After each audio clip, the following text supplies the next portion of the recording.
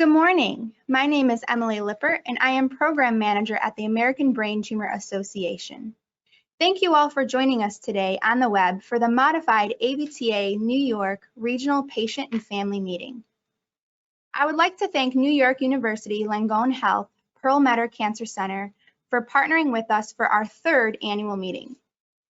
Additionally, thank you to our program planning co-chairs, Dr. Sylvia Kurz, Assistant Professor of Neurology, Hematology, and Medical Oncology at Laura and Isaac Perlmutter Cancer Center, and Dr. Eric Solman, Professor and Vice Chair of Research in the Department of Radiation Oncology at Laura and Isaac Perlmutter Cancer Center, for all their support during the planning and execution of this meeting. I would like to thank all of our speakers for taking the time out to share their insight and expertise with us today.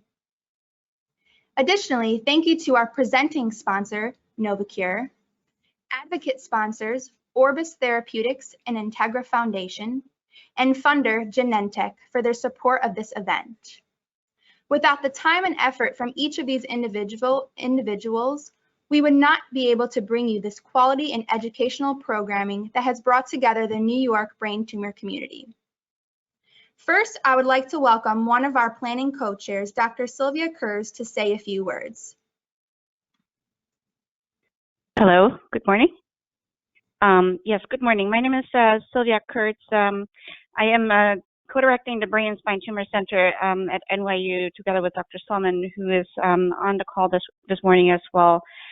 We want to welcome everyone and thank you for joining this webinar this morning. I wanted to say thank you also to the American Brain Tumor Association, who was fantastic to work with and who is allowing us to co-host and sponsor this event today. We're also particularly grateful for everyone who is able to call into this webinar this morning. As you are all aware, we had planned this meeting as an in-person meeting at NYU in New York, but because of the coronavirus pandemic, we had to kind of move this to a webinar format. We still think this is, we have an exciting event today and with an exciting program. And the goal today is really to show you as patients with brain tumors and as caregivers who care for patients with brain tumors, how we as medical providers, including the neurosurgeons, neuro-oncologists, radiation oncologists, rehab physicians, nutritionists, psychologists, and everyone else who is taking part in the care of you, think about your care, think about you as persons with personal histories and personal challenges in your life when you're going through the diagnosis of a brain tumor, treatments for the brain tumor, and everything that comes after that. So we're happy to have you on the phone call today, and yeah, I look forward to an exciting event.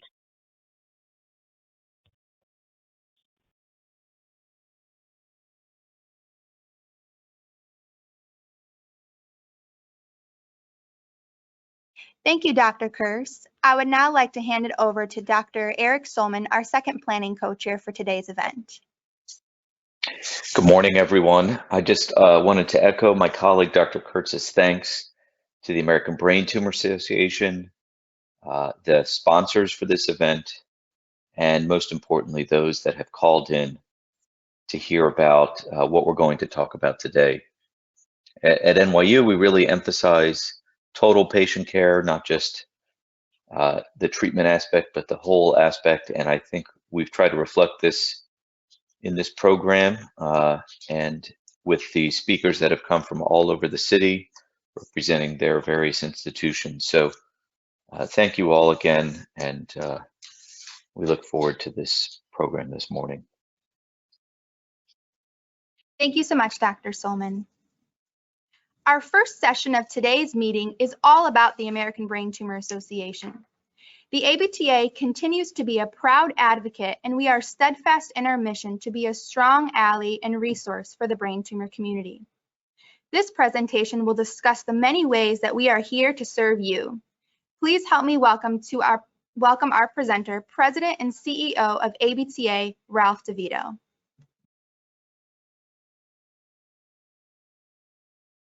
Thank you, Emily, and good morning and welcome to everyone. Thank you for your flexibility and being responsive as we heed the advice of public health experts. I think over the coming months, there'll be a lot of opportunities for us to do things in different and creative ways. So I'll just take a few minutes here to talk about the American Brain Tumor Association. I've been president and CEO for a couple of years, and let's start with a look at how things used to be.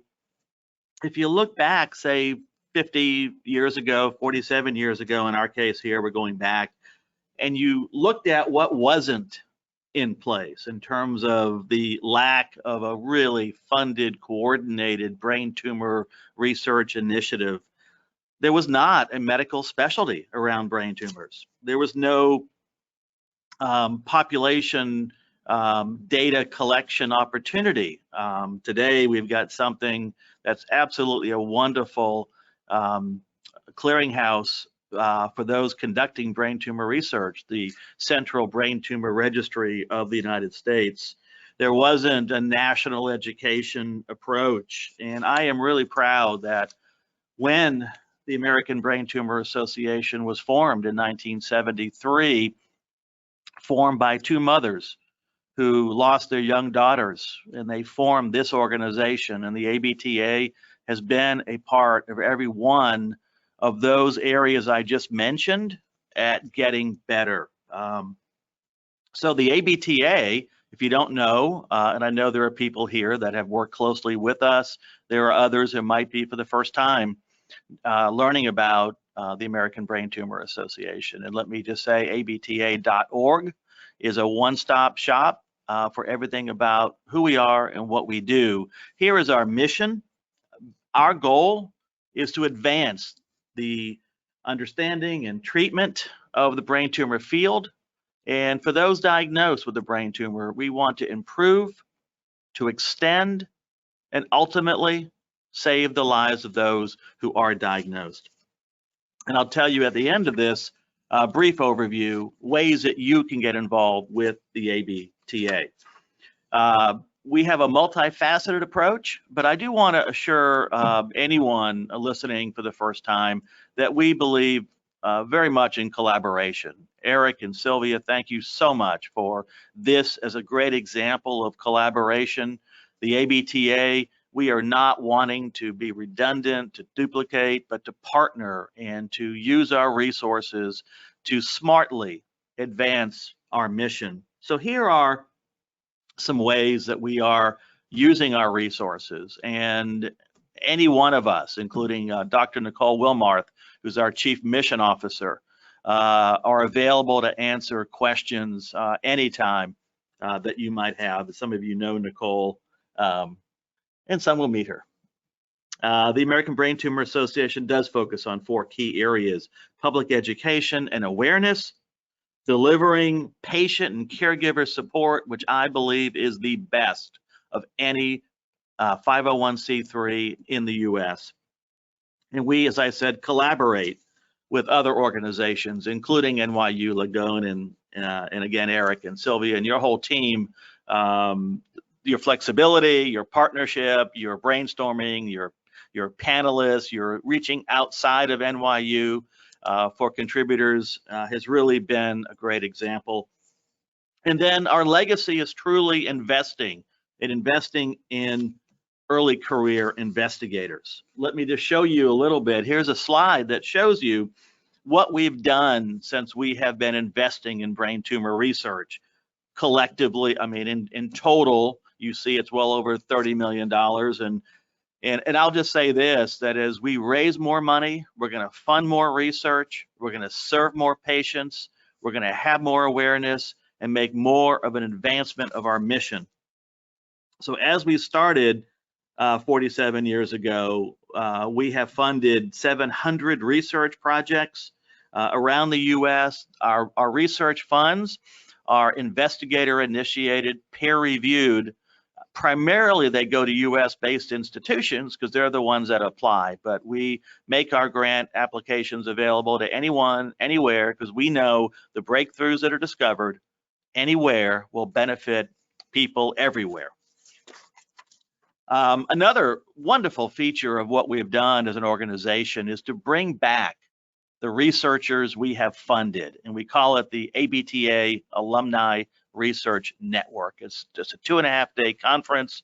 It'll be this year again in Chicago in September, and I just really love having a chance to interact with some of these brilliant younger investigators who we have had a role in advancing their career, and to hear stories of how an ABTA grant has led to their lab being advanced and to the wonderful work that they're doing. So truly love what they do as they come together and they collaborate, they network, they learn to better run a lab, and they will even sometimes get together and jointly submit a grant request.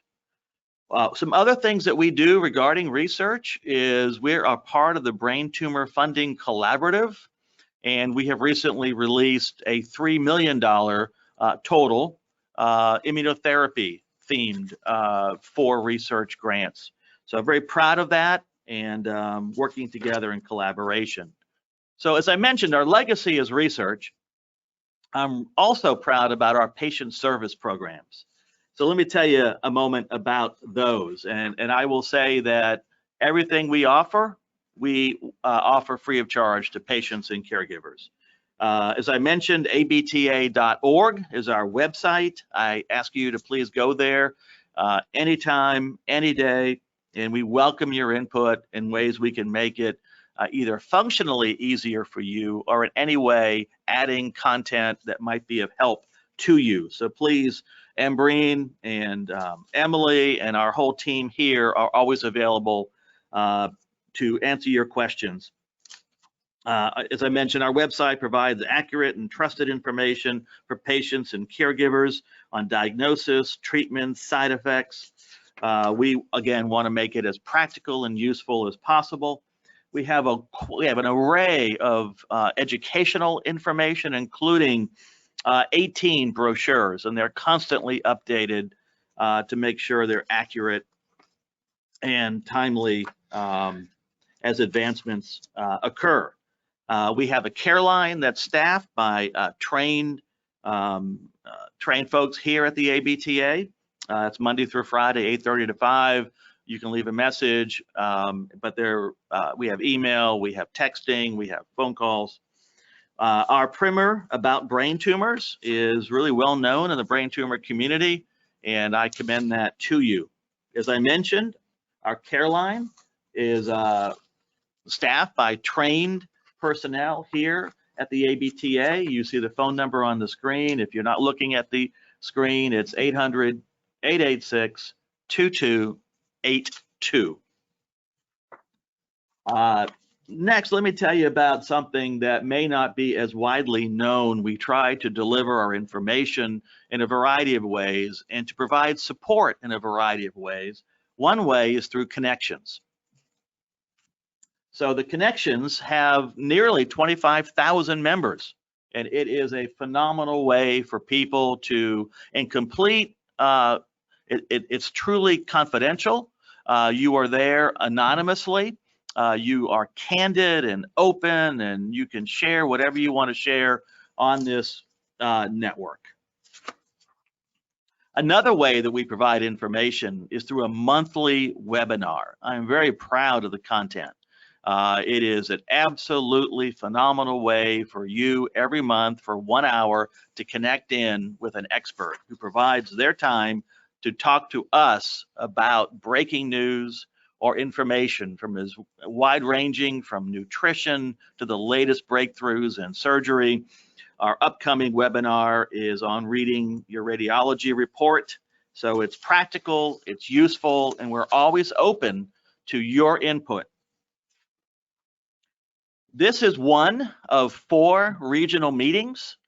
Yes, we were going to be in person in New York again, and I know Eric and Sylvia and that team put a phenomenal amount of hours into planning. I was there last year, and you all did a great job. I know Sylvia, you had recently arrived at NYU, and so it was great meeting you, and Eric, spending time with you, and just the phenomenal work that was done. But I'm excited that there was the resolve to have this meeting, to be available to patients and caregivers, regardless of what we're facing as a public health issue. We do have 3 additional regional meetings, and in partnership with the University of Minnesota, in partnership with the Moffitt Cancer Center in Tampa, and then in partnership with the University of Southern California in LA, with details to be determined. Please check our website, abta.org. One of our greatest opportunities that's available both in person and live streaming is our ABTA National Conference. And this year it's September 11 and 12. It is a great opportunity for patients and caregivers to learn, to network, and to bond. It is truly a very special event. And many of you have been there. If you have not, I commend it to you either in person or via live streaming. Another way for us that we are trying to be of service is to recruit, train, and support mentors. Mentors in terms of people that have had a disease, a brain tumor type, that have survived it and are available to work with those folks who are experiencing a similar journey, or those who are caregivers to those who have had a brain tumor. As you can see, we have hundreds of mentors available, and again, abta.org for any information about connecting in with a mentor, or if you want to be a mentor, please let us know. So how can you help us as an organization advance our mission? Let me just take a few minutes, and I hope I'm on time. Okay, Emily gave me a thumbs up, so I feel good. We have to raise money to fund our mission. We can't fund researchers, we can't serve patients if we don't raise money. All of our money we raise is through private individuals.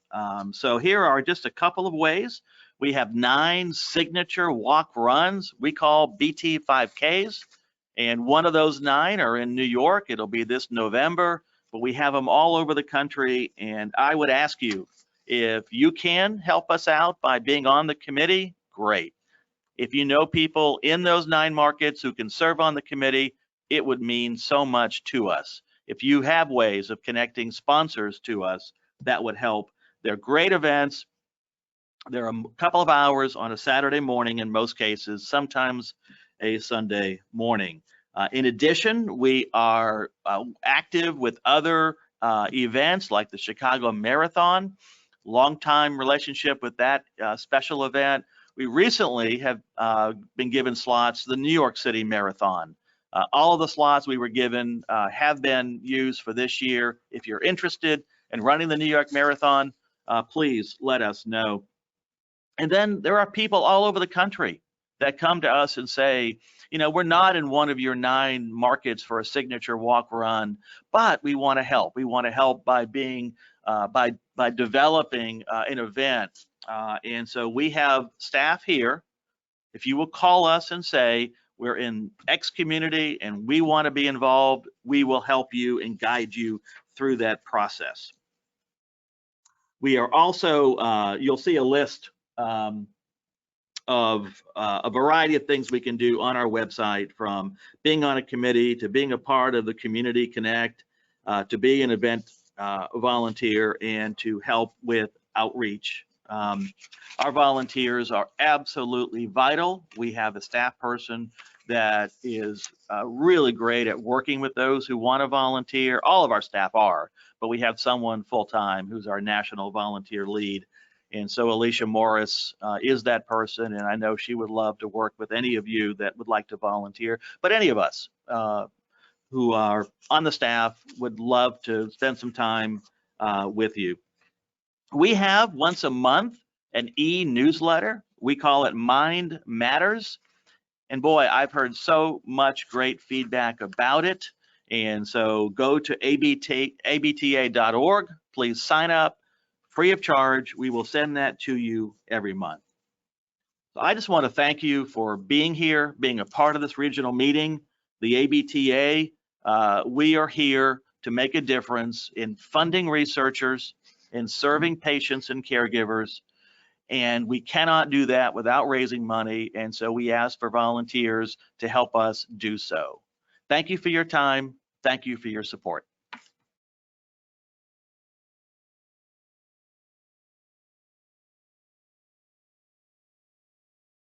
Thank you, Ralph, for sharing about the mission of the ABTA. As Ralph said, everything we do is to help patients and loved ones affected by brain tumors. If you love our mission, we encourage you to get involved through fundraising, serving as a peer mentor, volunteering, or attending one of our events. If you have any questions about how to get involved with our organization or how we can better serve you, please visit our website, www.abta.org. We would love to get connected with you. Our next session is our sponsor lightning round, where we will hear briefly about the resources each sponsor offers. We encourage all attendees to discuss treatment options, including clinical trials, with your clinician to determine what is best for you.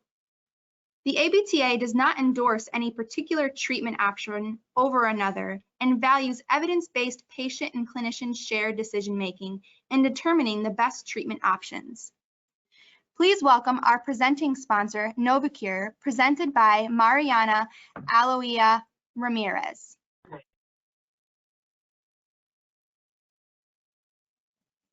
Hello, everyone. It's a pleasure to be part of this event. I always look forward to it. On behalf of Novocure,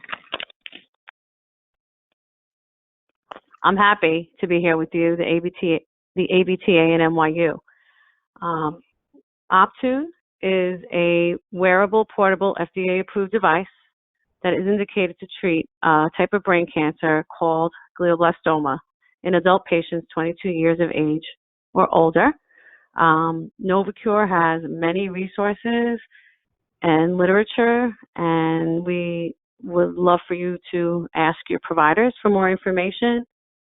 And for those of you, obviously, we're all streaming the meeting. Information can be found at www.optune.com. Thank you, and I look forward to being part of this meeting. Have a good day. Thank you, Novocure. Please welcome our advocate sponsor, Orbis Therapeutics, presented by Kartik Aisola. Good morning, everyone. My name is Kartik Aisola, and I am the Global Director of Medical Affairs with Orbis. We are currently running a worldwide phase 3 trial looking for patients with recurrent anaplastic astrocytoma. If you believe you may be eligible for this trial, please speak to your treating physician. The trial itself is called the STELLAR trial, and you could also learn more about this trial at www.stellarstudy.com. Thank you.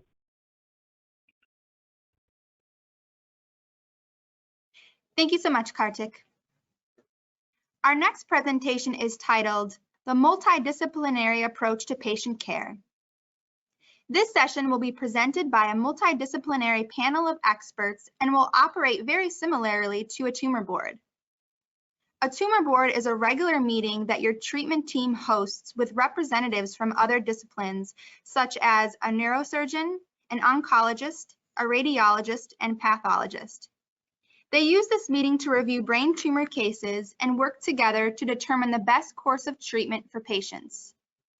This session really shows you how complicated care decisions are. We've put together this mock session for you to catch a glimpse into what considerations are made in determining the treatment course. After this session, you'll have the opportunity to ask questions. However, we encourage you while the presentation is going on to feel free to type in your questions in the chat box. We will address them after the close of the presentation. Serving as our panel moderator will be our co-chair, Dr. Sylvia Kurz. On the panel, we have Dr. Eric Solman, our other co-chair, Dr. Konstantinos Hadjipanayas, Professor of Neurosurgery and Director of Neurosurgical Oncology at Mount Sinai Health System, Dr. Christine Cordova, Assistant Professor of Neurology, Hematology, and Medical Oncology at Laura and Isaac Perlmutter Cancer Center. And Dr. Jonas Sokoloff, Director of Oncological Rehabilitation at NYU Langone Health. Please welcome all of our panelists. Okay, good morning. This is Sylvia Kurtz. So I have the pleasure to moderate this session.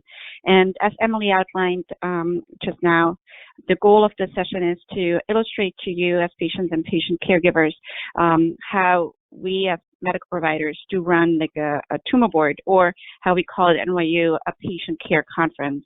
That means that we put a lot of thought into the personal care of our patients, and we strive to arrive at a personalized treatment approach to each single patient that we see. So as part of the session, we're going to discuss 2 cases, and we're going to walk through each case together, and we'll highlight different aspects of neuro-oncology care for each of them. That includes like what the neurosurgeons would do, what the neuro-oncologist would say, what the radiation oncologist's role is, and then also what Dr. Sokoloff's role may be as a PM&R physician. Okay, with that, we'll start with case 1. So this is a 34-year-old right-handed artist who is, he's a painter, so he's very relying on his right hand. He is living with his girlfriend. He has no children. So in August of 2017, like until then, he was totally healthy, normal young man. He presented to the emergency room with a generalized tonic-clonic seizure. And as part of the workup, he then had a CAT scan of the head and also an MRI scan of the brain. Please advance slide. That demonstrated this. So there is like an abnormality that you can see on the right side of the picture, and just to kind of maybe also outline to you as patients and caregivers how we look at these MRI scans. So we pretend we're looking into the head from the feet up. So if you pretend you're laying in a bed, we're looking from your feet inside your head. That means that whatever you see on the right side of the picture is actually the left side of your brain. So in this particular case, you see this bright spot on the left side of the patient's brain, and it is involving 2 parts of the brain called the frontal lobe and the parietal lobe. On the left side is an imaging sequence that we call the FLAIR sequence, and on that sequence, it is looking like this is a very bright shadow. The right picture that's named T1 post is illustrating the part of the MRI scan that is taken after you get injected with the contrast agent, and that should illustrate if this tumor is picking up the contrast or not. So what we see here is that although we do see this tumor on the left side of the brain, we barely see any contrast. So the radiologist will report that there is a concern for a left frontal parietal region tumor without definite contrast uptake. So now I have a question for Konstantinos, our neurosurgeon on the panel. So how would you approach this? What would you tell this patient?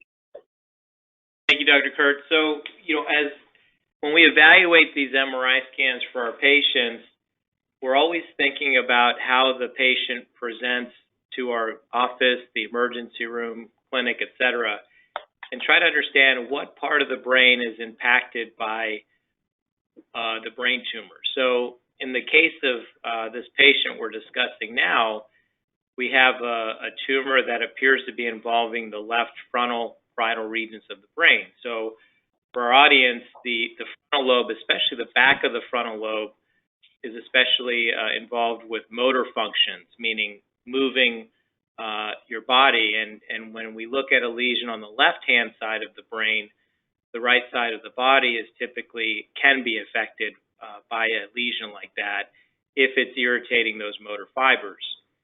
One of the things we also pay attention to whenever we look at lesions on either side of the brain is what side of the brain we think speech could be involved with. So patients who are right-handed are almost always left one-sided dominant. So the left side of the brain typically controls speech for most of those individuals, but there are patients who can have right-sided dominance or speech control with their brain. So in this case, in addition, the tumor looks like it's involving the parietal lobe, which is involved with sensation and other types of coordination activities and higher learning. So these are things that are important, especially in this patient who's an artist who really relies on his hands, fine motor movement for his occupation. So we also want to pay attention to, in addition to where it's located, how it appears on the MRI scan to start thinking of, what this could be. But, that kind of, we can be fooled into thinking based on the MRI scan, it could be a certain tumor, but in the end, it's really the pathology team that helps us define what it is. So the beauty of the tumor board or the multidisciplinary panel this morning that we're going to share with you today is that we all work as a team. So, I provide my thoughts as a neurosurgeon, Dr. Kurtz is a neuro-oncologist, Dr. Solomon is the radiologist, and we have our rehabilitation experts and other experts, including neurology, et cetera. So it becomes a really important meeting for us to share our thoughts. So in this case, it's a predominantly non-enhancing tumor, but it does have some patchy enhancement in this area. And, it's a young patient, so the age of the patient is important as well. So we would consider surgery here and recommend that as probably one of our highest recommendations for this patient in order to really get the tumor out as completely as possible, but safely. And, we would want to also, acquire diagnosis with that surgery. So we could talk about some of the techniques we would perform during surgery. Sylvia, did you want me to talk a little bit about that? Sure, yeah, that would be great. Okay, so with a lesion like this in an eloquent area of the brain, so eloquent meaning a really important area of the brain, we would worry about motor function, we could worry about speech. So some of the things the tricks that we perform as neurosurgeons is in the operating room, we can actually do what we call mapping of the brain. So we can actually determine where the motor pathways are in and around the tumor by applying an electrical stimulation of the brain. And we can directly apply that current on the brain and find out what muscles are being involved with pathways. And that helps us steer clear of those pathways during surgery so we can really focus on the tumor but not interfere with the normal function of the brain around that. In this case particular, I don't know if this other technology would be important, but fluorescence-guided surgery has become a tool that we use for brain tumors that pick up dye, and specifically the higher grade tumors like glioblastoma. And that's a dye an agent that the patient drinks before surgery. And then during surgery, we as the neurosurgeons can see the tumor light up red fluorescence and it helps us guide the tumor. And the other thing that we could look at too is we could perform an awake craniotomy if we're concerned of the patient's speech being impacted by surgery. So we can actually wake the patient up during surgery, have them name objects while we're doing stimulation and find out exactly where those language pathways are so we can, again, prevent injury to them. It's all about how we can take out the tumor in a maximal fashion, but do it in a safe fashion too. So we want our patient to be the same or better after surgery. We don't want to incur deficits to our patient because that would be something that we wouldn't want for our patients. But sometimes it does happen because of how difficult and large the tumor is and the pathways it involves. Some centers have intraoperative MRI that allows for really looking to see how maximal the resection was. And in those cases, in the operating room, we do an MRI, and then we go back and take out more tumor if the MRI shows that there's residual tumor left over. So these are some of the the main concepts and tricks we use as neurosurgeons. And of course, everybody done before surgery that we use for neuronavigation. It's almost like a little GPS type tool that we use during surgery where we use a little wand where we put it on the brain and it will show us approximately where it is on the MRI scan so that could guide our surgery and again allow us to really take out as much of that tumor in a safe manner. Okay, Great. Thank you so much, Konstantinos, for sharing that. Actually, one additional question. So you mentioned the awake craniotomy. So maybe some of the patients and the caregivers who are listening in are wondering what happens there in the operating room. Like, how does that look like when the patient is woken up from surgery? When we talk about awake craniotomy, a lot of our patients think that we keep them awake the whole surgery, and that's actually not true. It's we wake patients up at certain parts of the surgery. So you're asleep during the initial part of surgery when we basically do the opening of the incision, we do the craniotomy, the bone flap removal, and then when we get to where the tumor is, that's when we start waking the patient up. And we use special anesthetics to allow the patient to wake up quickly and allow us to interact with them. If we use, certain anesthetics, you're going to be groggy and you're too tired to really talk to us. So we want something that when we turn off, you wake up immediately, you can interact with us. And sometimes in my OR, I like using a laptop with a PowerPoint presentation that has 60 or 70 objects on it in black and white. And I just have the patient name those as the PowerPoint presentation goes through. And during that time, in between each of the objects that shows up on the screen, I have a little handheld probe that I touch the brain, and then I stimulate it. And then I can find out exactly when the patient stops speaking, and that's called speech arrest. And that tells me that the language pathway is there, and then I can label it. I can put a little number on that area of the brain to stay away from it, because again, we don't want to interfere with neurologic function during surgery, but we do want to make sure that the surgical resection is really carried out in a maximal way. So those are some of the highlights. And then after we do that, we put you back to sleep. So then, the rest of the surgery, you don't know what's going on. And while the patient's awake, it's not so much an issue.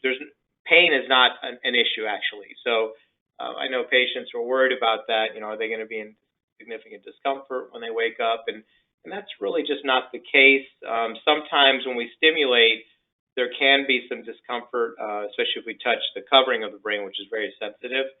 But on the whole, if done properly, it should not cause significant discomfort for patients. And not everyone can do an awake craniotomy. I think, the biggest point that I make with my patients is if you come and see me and your language is already impacted and you can't name things well or really speak in sentence form, then it's going to be very difficult to wake you up during surgery and do an awake craniotomy. So this is really for people who have a little bit of speech difficulties, or their tumor is kind of right nestled next to the speech center, and we're just worried that if we don't know where speech is in the operating room, we could damage that area. But those who have, speech difficulties, it'll be very difficult to do an awake craniotomy. Okay, great. Thank you so much, Konstantinos. Ambreen, can we advance the slide, please? So this patient, prior to surgery, kind of identified his right hand to be most important to him. So he also had such an awake craniotomy with speech and motor mapping, and the surgeon carefully paid attention to not, damage his hand or speech areas. He had a subtotal tumor resection. Postoperatively came out very well, had mild language dysfunction, and the right hand was nearly not affected. And we'll speak about the rehab plan in a moment. But first, I want to advance the slide and show you what the pathology report showed. So when the pathologist had looked over this, the report came back, and this tumor was classified as an anaplastic oligodendroglioma, WHO grade 3. There was a mutation present in a gene that we call IDH gene. And then there was another molecular alteration called the 1p19q codeletion. The patient also had what we call next generation sequencing or advanced molecular testing.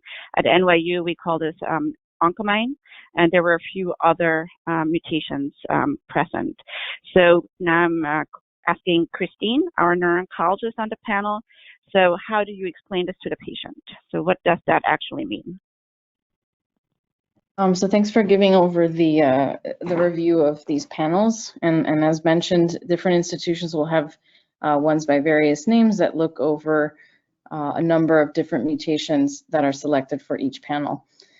So in this report, what I would explain to the patient is, for these types of gliomas, that there would be three grades possible: grade 2, 3, and 4. The presence of anaplasia or more abnormal cells under the microscope is what makes this a grade 3. For these genes, what we expect to see in the best classified oligodendrogliomas or even astrocytomas is the presence of this mutation in IDH1. This is a gene that is present in most of these tumors, and this R132H particular mutation is present in 90% of cases. There are some patients who will have other types of mutations in IDH1 or IDH2, and that comprises about 10% of these groups. For an oligodendroglioma, we would expect to see both the presence of an IDH1 mutation as well as the co-deletion of 2 pieces of chromosome, both on chromosome number 1 and chromosome 19. And then, as mentioned on this slide, Oncomine at our institution will identify a number of other mutations, which can help, look for other things to follow, but it's not going to be found in each case. So these other mutations I would explain, give a little bit more information about their particular tumor type, but are not necessary for the diagnosis. Okay. And then, so what does having such a mutation mean for the patient? Is it kind of good to have these mutations, or is it a bad thing to have these mutations? So the presence of an IDH mutation, whether it's IDH1 or 2, we know from looking at data of patients and in their course of disease that this, it's associated with longer intervals of doing well without tumor growth, as well as longer intervals for their overall survival in the population. And in an oligodendroglioma specifically, we know that these tumors are expected amongst their other similar gliomas to be the most responsive to chemotherapy as well as radiation effects. So seeing the presence of these findings is actually a good prognostic marker, meaning we expect these tumors to behave more, have slower growth, and also to be more responsive to treatment. Right, exactly. And it may help us, identify the best treatment combination for each particular patient.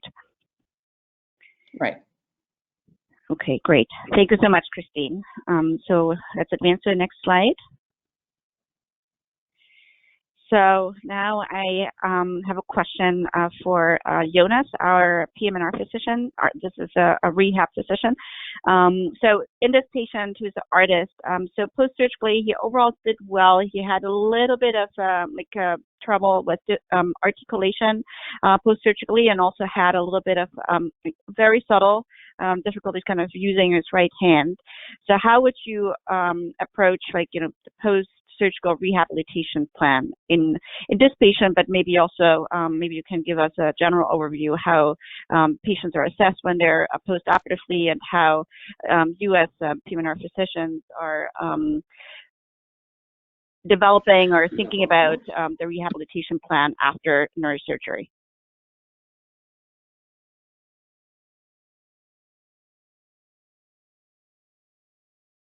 Jonas?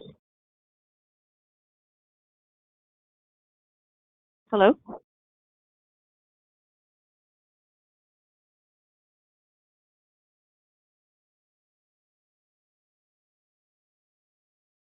Hear me now? Hello? Yes, I can hear you now. Okay, sorry about that. No problem. Okay. Hi, Jonas Sokoloff here. And our goal as rehabilitation professionals is to restore the highest level of functioning and quality of life possible for our patients who are living with and beyond cancer. So we would do, in this case, we would do a full functional assessment. We would have involvement from trained expert physical therapists, occupational therapists, speech language pathologists, and really do a comprehensive assessment to identify any potential deficits. For example, if we found significant deficit in right hand motor function, we could get the patient involved early on in an occupational rehabilitation program to help in restoring the function of this patient. If we were able to identify various speech or language difficulties, we would have the patient involved in an intensive speech language rehabilitation program. Any issues with cognition, executive functioning and so forth, we could also have the patient enroll in a cognitive rehab program. We are a multidisciplinary field. It's a team approach, usually with a physical medicine rehabilitation physician sort of leading the team and working with the professionals, helping to guide and intervene medically when necessary. In the post-operative setting, this sounds like in this case, this patient should do really well and be able to be discharged home. So his rehabilitation care could likely take place in an outpatient setting under the direction of a physiatrist. However, in certain cases where the patient would not be able to go home because they were still recovering from their surgery and so forth, or if they had any medical needs or post-operative needs that needed to be dealt with in an acute care setting, we could certainly the patient be admitted to an acute inpatient rehab facility and perform intensive rehabilitation in an inpatient setting if needed. But it sounds like this patient will do very well, likely be discharged home, and they can continue their rehab care in an outpatient setting. Also, most important, very importantly, the plan would be to provide any chemotherapeutic intervention or radiation. We have a role to play in really helping to facilitate mobility and physical activity in a lot of patients. For example, getting patients involved in an exercise program. If the patient already was not already exercising or so forth, we could help the patient in a one-on-one supervised exercise program, and this likely would allow them to kind of tolerate their treatments better, their future cancer treatments better. So we have a role to play as well in that. Okay, great. Thank you so much, Jonah. So one question, like there are a lot of patients ask in the hospital, maybe not particular to this case, but other people are often asking the question. So what is required, or how is it distinguished whether a patient goes to acute rehab versus subacute rehab?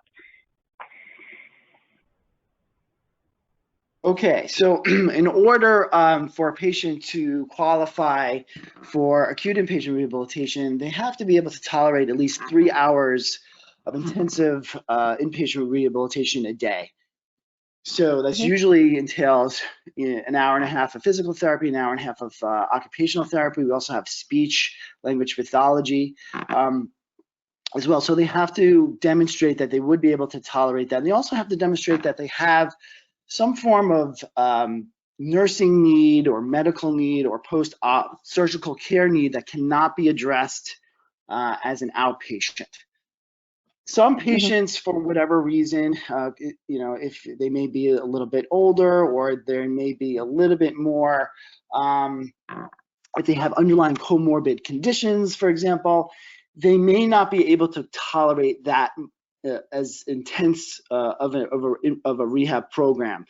They may not be able to tolerate 3 hours of rehab. So in those cases, those patients would likely go to a subacute rehab facility where they still would be receiving inpatient rehabilitation. It just wouldn't be the 3 hours. It would, it's usually about an hour and a half of inpatient a day, which is still can be effective, but it's just not that intensive of a program.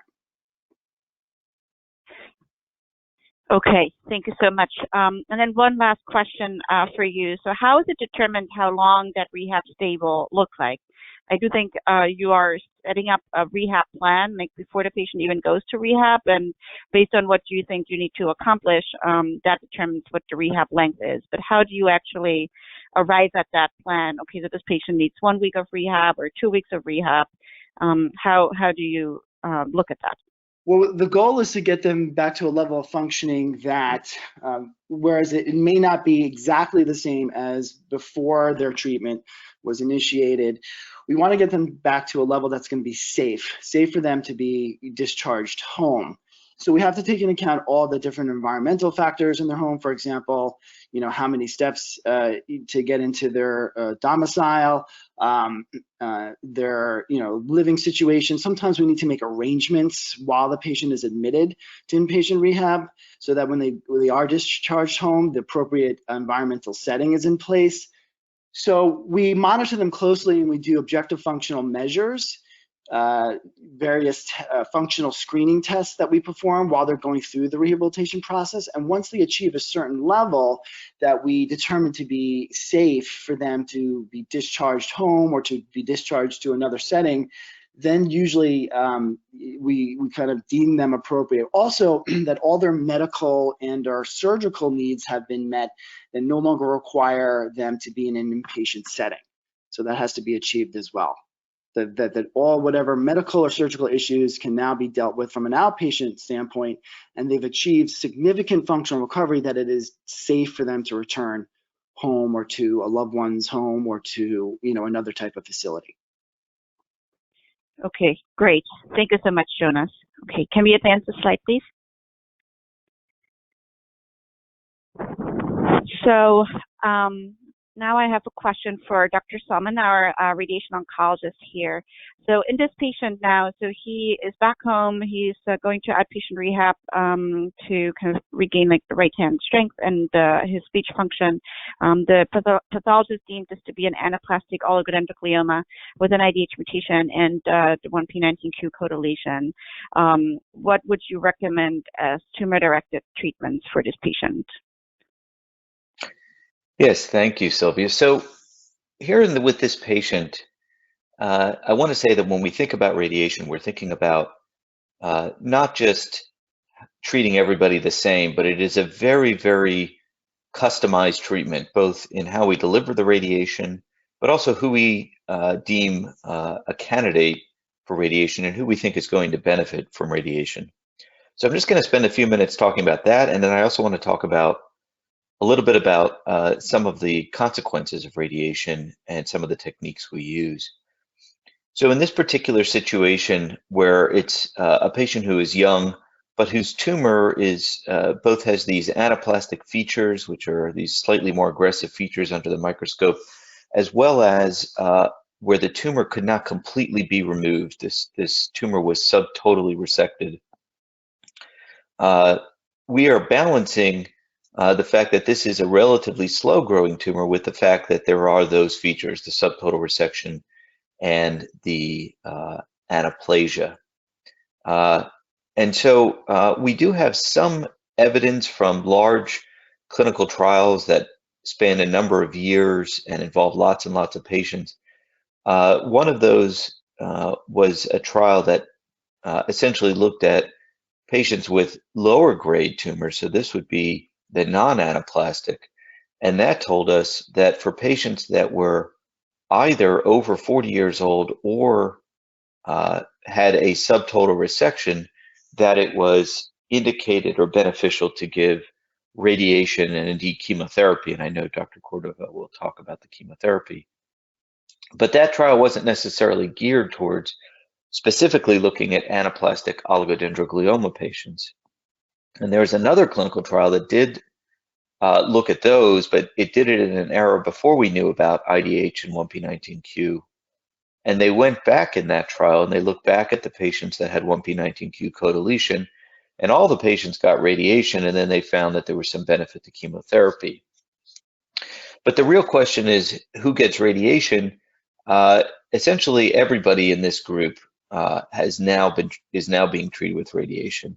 It's been found that the risk with subtotally resected patients when they have this anaplasia is probably too great to avoid giving radiation up front.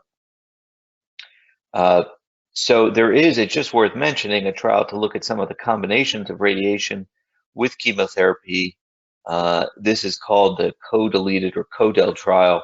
This is a large international clinical trial that's been ongoing for a number of years, and we still don't have the final results from that trial. But moving away from the trials and just talking about this particular patient. So we look at this patient, and I think if you can imagine back to that MRI image after surgery, the actual area that needs radiation is relatively small. And while in the old days we ended up treating large amounts of the brain with radiation, nowadays we treat with a very conformal shaped radiation dose. And I think all of the folks that have dialed in today are familiar with terms like IMRT and the modern forms of IMRT, which are often VMAT, which is just a fancier form of intensity modulated radiation, allow us to really bend the dose around critical structures of the brain. And so when we treat, we really are focused on treating the areas that we want the tumor bed and an area around it where we think there might be cells that have infiltrated into the normal brain, but then to really not give dose to critical structures in the brain like the other side of the brain, the brain stem, the nerves of the vision and the eyes themselves, the hearing apparatus on both sides. And so we can do that with these modern radiation techniques. When I look at this patient, I probably would say to them that they may lose some hearing over time on one side, on the left side, and that's because it's sometimes difficult to totally minimize dose to the left-sided hearing apparatus for a left-sided tumor, even one that's fairly high up in the head. The hearing apparatus is actually fairly low at the base of the brain, but it's still possible. When patients go through radiation, regardless of what type of radiation we give or how big the radiation field is, there's a couple of things that we expect patients to feel, and one of those is fatigue. And so I think it's really fantastic that we've heard from our physiatry colleague about the rehabilitation post-surgical, and this is really important when you're dealing with radiation fatigue. It turns out that no matter where we radiate on a patient, we cause some amount of fatigue, but when we radiate the brain, it tends to be more profound. Also, some patients, probably not this patient, are getting dexamethasone or steroids, and this leads to with prolonged use to muscle weakness. So the fatigue and the muscle weakness is a real difficult combination. And so having gone through some rehab right after surgery before the radiation begins gives a series of exercises that can be done during the course of radiation. The fatigue will usually set in around week 3 or week 4 of radiation, and this patient would be getting a 6-week course of radiation Monday through Friday, about 30 minutes a day of time spent in our clinic and not treated on the weekends. And that, like I said, that fatigue will kick in around week 3 or week 4, and it will persist for about a month after radiation is over. And so doing those rehabilitative exercises that are sort of begun right after surgery and continued all the way through radiation. Now, most patients in this age group will still function pretty normally during radiation. I would say most of my patients in these circumstances continue to do their work. In this case, the painting would require the rehab, but in general, function normally throughout the day. I've had patients that are avid joggers and they run every morning throughout the radiation. That's very possible to do. Other patients are very debilitated going into radiation, and for those we have to be extra mindful of the need to maintain a certain amount of physical activity, particularly on the weekends when they're not coming to the radiation clinic, they're not as active, more sedentary, and as I think Dr. Sokolov can mention, a short period of time of not being mobile can lead to a lot of additional need for rehabilitation because of the weakening of the muscles. And so what we don't want to have happen is radiation fatigue ending a month after radiation and then patients ending up very, very weak for months after radiation is over, particularly those that are then moving on to chemotherapy or continuing chemotherapy, which itself can weaken patients. So in this case, though, I think this young man will do very well through the course of radiation. I should mention that radiation typically begins about a month or so after surgery. This allows the scalp to heal, and not so when you radiate the scalp, which is of course part of the radiation process, you damage the tiny little blood vessels in the scalp, and so if there is still healing going on or there's still an open wound, it can take a very long time for that wound to heal. For that reason, we also recommend to our patients that they always keep their head covered from the start of radiation, really for the rest of their lives when they're out in the sun. Now, of course, that's good advice for all of us, and because of sun exposure and the risk of other complications. But if there should be a sunburn over the area that was radiated, it can become very serious and very difficult to heal. So we always recommend a head covering. In addition, in that area, patients will lose some hair, and typically that hair will grow back 6 months or more after radiation is completed.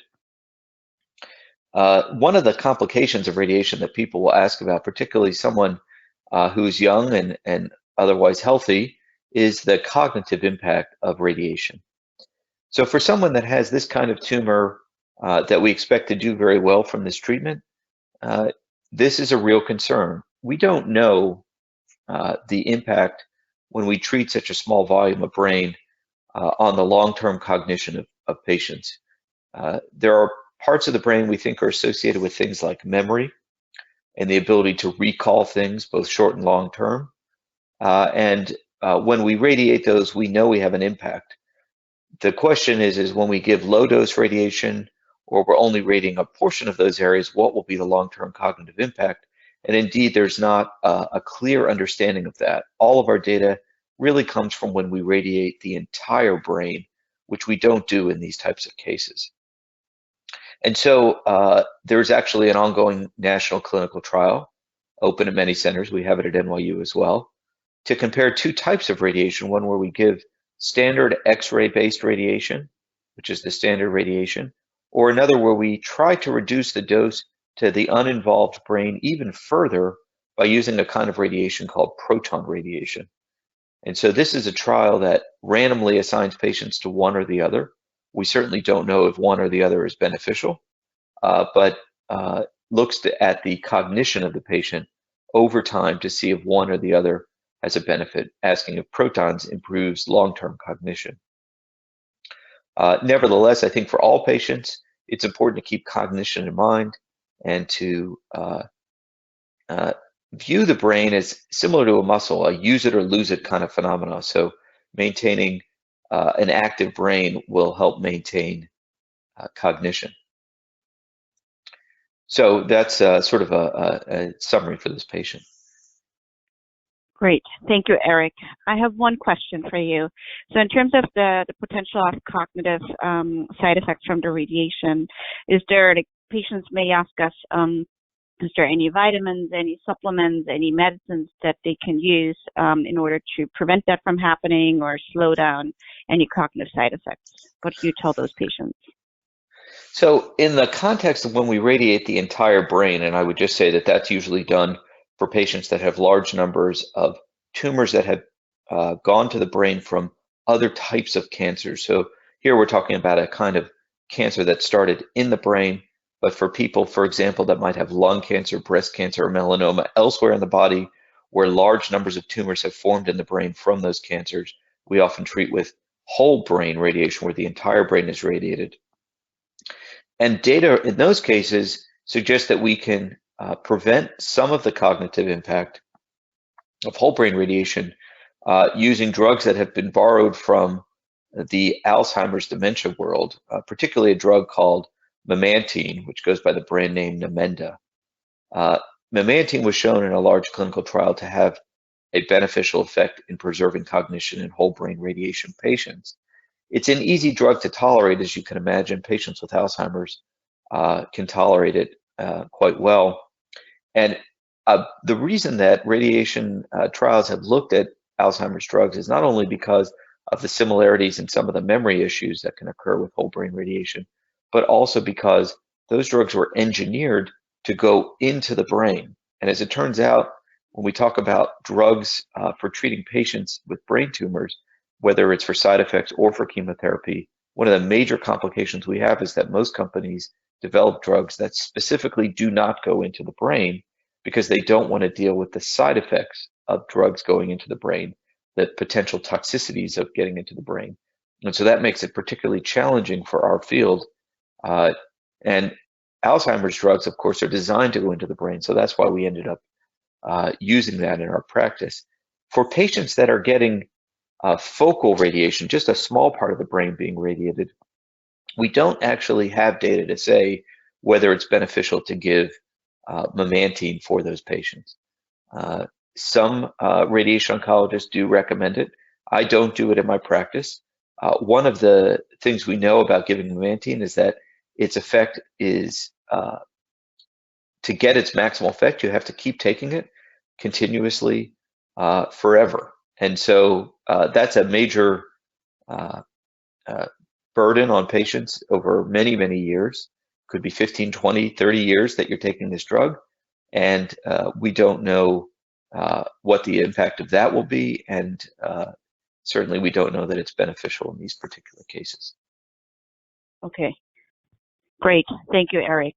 So now, Christine, what would you recommend for this patient? Does he need chemotherapy? And if so, what type of chemotherapy, or how would chemotherapy look like for this patient?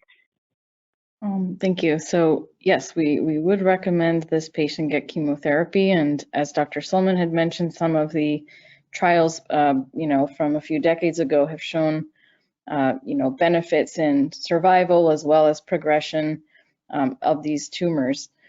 So chemotherapy in this type of brain tumor comes in two different categories. The first one is called Temodar or temozolomide. That is an oral medication. And the other type of chemotherapy is a regimen called PCV, which is an acronym that stands for 3 different chemotherapies. The trials from a few decades ago all involved the regimen called PCV. And PCV consists of 2 oral medications and 1 IV medication. In talking with this patient, I would offer, I would talk about these 2 options and also the most common side effects. A lot of patients feel most comfortable with using things that have proven data, meaning the PCV. However, there's a lot of pros and cons to consider when looking at these 2 different regimens, and a lot of doctors will kind of offer these options and have their own thoughts, so it's important to discuss with them what their opinions are and also make sure that that matches up with your own as the patient and as the patient's family. Some considerations for these different regimens include the need for frequent blood monitoring, some more than others. Temodar is a newer agent, and that was first approved for grade 4 gliomas, meaning glioblastoma. But a lot of people, a lot of doctors feel like it's an easier option to take for some patients, especially ones who may have more coexisting medical issues. One of the concerns that I would bring up with the PCV regimen with patients is the need to make dietary modifications. So in one of those medications in PCV does have interactions with things that can be found in your diet. So things called tyramine or also caffeine. So if you're a big coffee drinker, that might be out of the question to proceed with that regimen. The other considerations would be the need for more frequent monitoring potentially in the case of PCV, given that we know these 2 regimens compared side by side may have more ability to cause low blood counts. And that would be more on the side of the PCV regimen. The Temodar option is a single medication, and it was developed later on after the PCV regimen. So as Dr. Sulman had mentioned, there are trials ongoing now, not only for oligodendroglioma, but also for astrocytoma using this newer medication that was approved for grade 4 tumors. So again, it's a discussion with your doctor and also kind of knowing your own limitations to see what the best match might be. But all the data from what we have is using the PCV regimen. In terms of when you start chemotherapy, just depending on whether your doctor recommends to take chemotherapy during radiation, you would either start it with, in the case of Temodar, and if you're using PCV, you would use that only after finishing radiation. The main side effects to consider for either regimen are feeling fatigue, which is going to be a component of how you feel during radiation as well. And you may notice temporal relationships to when you receive doses and when your fatigue starts and also starts to recover. As mentioned, we need to follow blood counts to make sure that your different components of the blood, your red blood cells, white blood cells, and platelet counts are not going too low. If these changes occur, your doctor will talk to you about making modifications to that regimen, potentially lowering the dose per body weight and height, as well as needing to postpone to make sure that your labs have recovered before resuming treatment. The cycles of chemotherapy are a little different based on each regimen.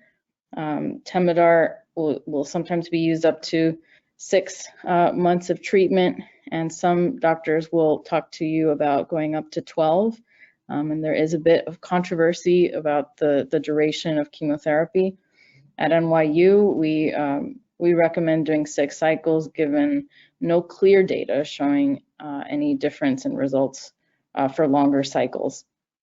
And then for PCV, these are it's a 3-drug regimen, so the need to make modifications depending on how your blood is doing may be more of an issue. So we typically aim for about 4 to 6 cycles of that medication, or stopping earlier if we need to, based on your labs and symptoms. Okay, great. Thank you, Christine. So with that, so this patient, maybe can advance one click. This patient did receive radiation, like the regimen that is based on the clinical trial data that we have available. So this patient received radiation followed by the chemotherapy combination consisting of PCV, which stands for procarbazine, CCNU, and vincristine. In the next slide. So overall, this patient has done well. He kind of recovered his right hand function, the language function. Seizures remained well controlled on seizure medications. The follow-up MRI scan that we did after he completed his chemotherapy regimen did show some subtle but noticeable improvement in the extent of the T2 flare hyperintensity, like the white shadow on the left-handed picture. So overall, this patient now is entering a period of surveillance, meaning that we continue to do MRI scans every 3 months to make sure everything remains stable. But other than that, the patient is doing extraordinarily well. Please advance next slide. So I'm gonna just skip over this slide for a second, but I want to say that in terms of for this particular patient who's an artist, going through this treatment, of course, had implications on his life. So during radiation and on chemotherapy, he kind of slowed down a little bit on his artwork. But other than that, like once he had finished the treatments, he actually entered his regular activities without any restrictions. The last time I saw him in clinic, he had just had like a big exhibition of his artwork and was incredibly proud of that. And I think emotionally, he's overall doing okay. I want to say that I think just is very understanding and natural to kind of become anxious and potentially even depressed during with such a diagnosis and having to go through all these treatments. So this patient kind of did take part in some of the activities that we have available at NYU. He's seeing like a psychologist. He is involved in some support groups. So I think overall he is doing a lot to make sure he's emotionally well. Okay, advance to the next slide, and then one more. So with that, I'm realizing we're kind of, we have to kind of move a little more quickly because of the time constraints. So I wanted to go over the second case. So here is like a different case. We have a second case. It's a 52-year-old right-handed woman. She's working as an administrative assistant. She's single. She does not have any children. So similar to case one, she presented in April of 2018 with a generalized tonic-clonic seizure. We did get an MRI scan, and when we advance the next slide, we can see that. So in her case, maybe I can ask Konstantinos, can you describe what you see on the images here and what you think what's going on here?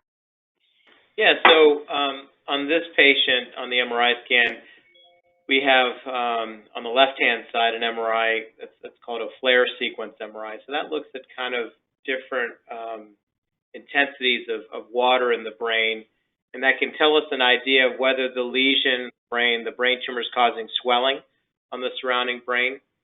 And then the MRI on the right is a contrast-enhanced MRI. So you can see part of the tumor is enhancing with contrast. And one of the most common presentations for patients with brain tumors is a new onset seizure. And the reason for that is because if there's something growing in the brain, it'll cause irritation of the surrounding brain, and that lowers the threshold for causing a seizure. And that's what happens is the patient will present seizure, and we see it very frequently with patients. So this is what happened to this patient lesion that did cause some difficulty with seizure. So going back to the principle we talked about with the case one, we're again thinking, what part of the brain is this impacting, function, localizing that function, and this looks like a lesion that's involving the back of the temporal lobe on the right-hand side.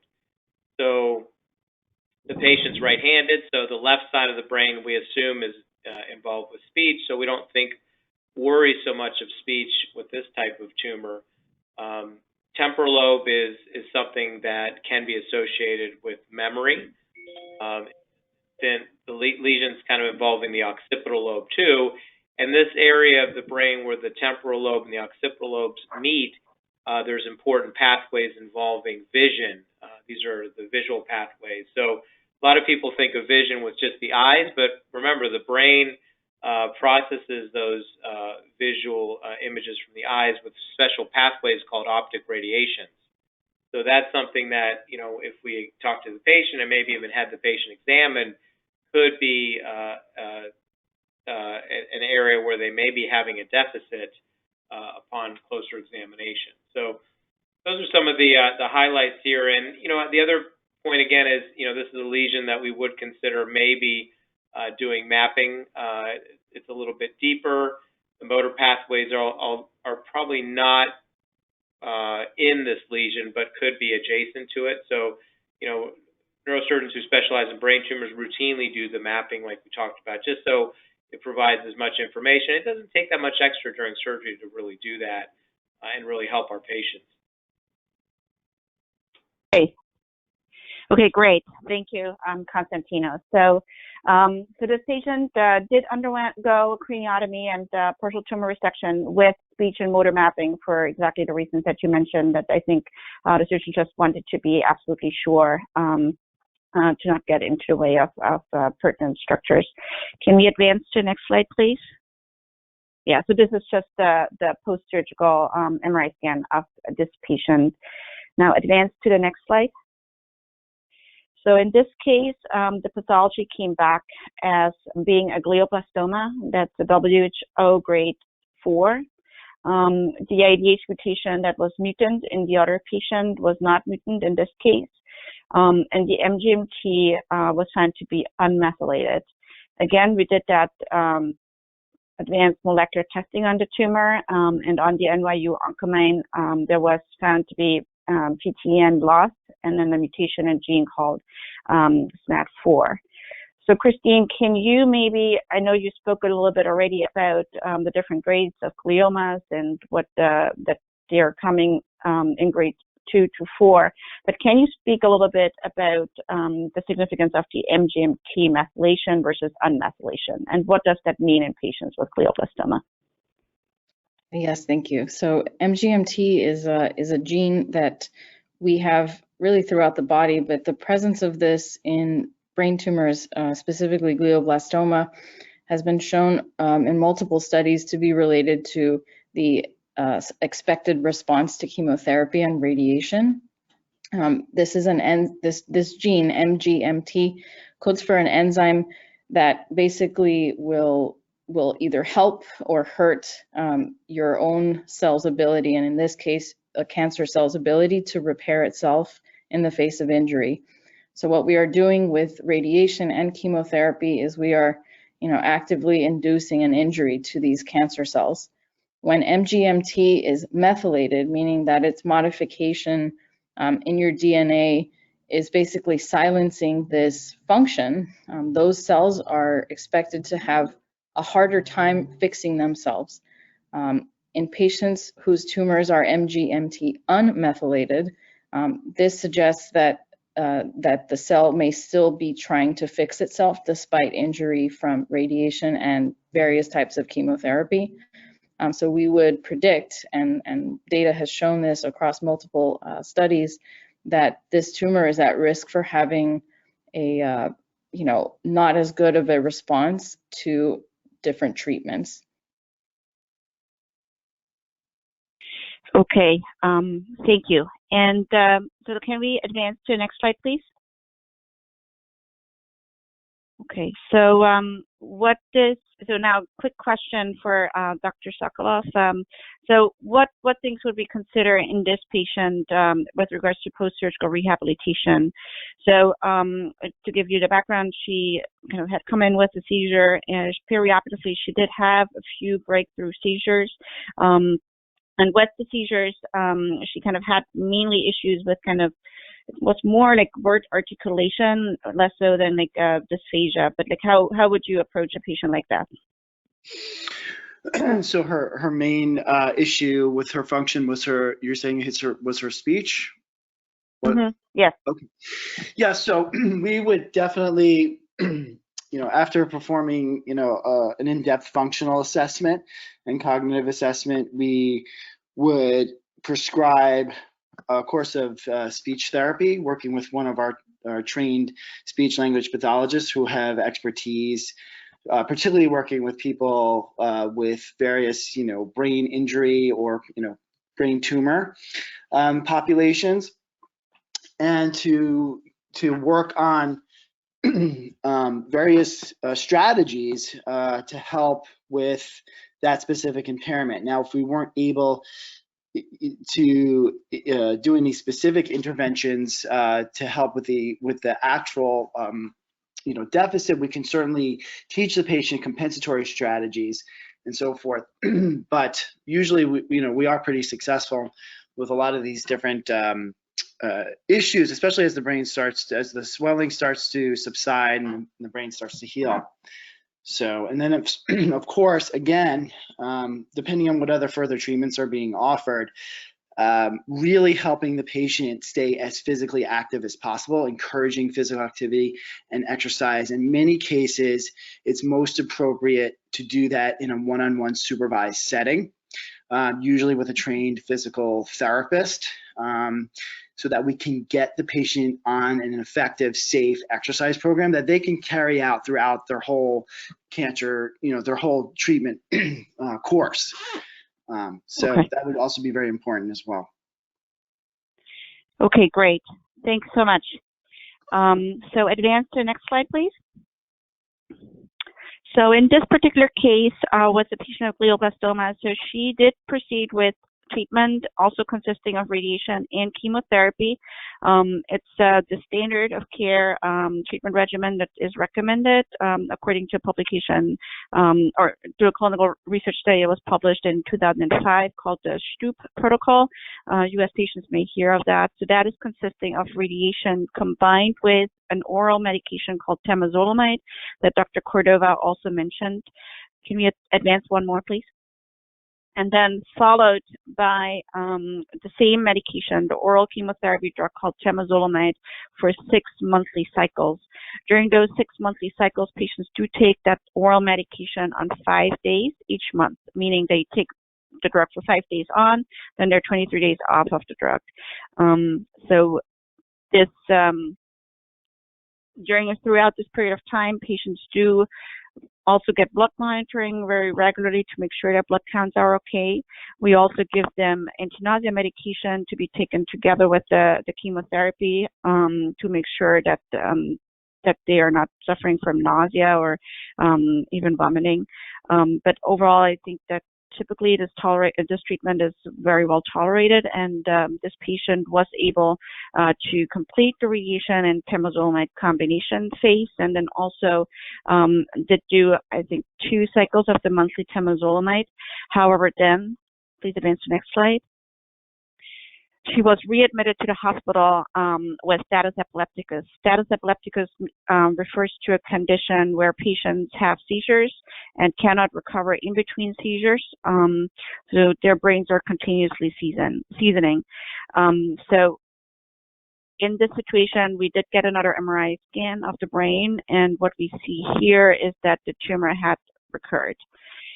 So this is when we talk about progression, which can happen for patients with this diagnosis of glioblastoma. So now, question for Dr. Cordova. So how do you talk to patients about progression? So, thank you. So when we talk about progression, it is often in the setting of new symptoms or of the return of symptoms, or simply the return of findings on the MRI. At progression, what most academic places will offer patients is, the possibility to participate in clinical trials. So far, there have not been any approved treatments that have shown consistently across, many types of patients that they're most effective, and that's why it's exciting to consider all the research options out there. At recurrence, we of course want to make sure that patients and family understand, how serious the situation is, and that if patients are still feeling well and are strong enough to undergo additional therapy, that of course remains an option for them. So, when I speak to my patients about the many different options, there are many considerations to talk about, whether that's the potential for repeating some of the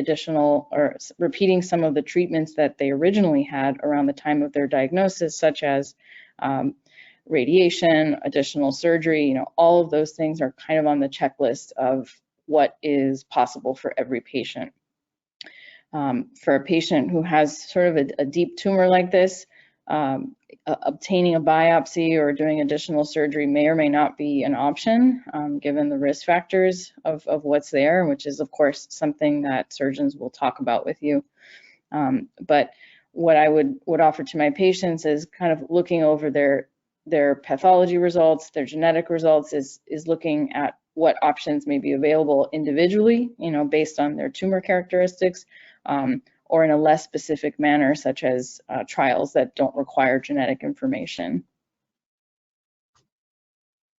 Okay, great. Thank you so much, Christine. So in this particular case, the patient was eligible to participate in a clinical trial at NYU.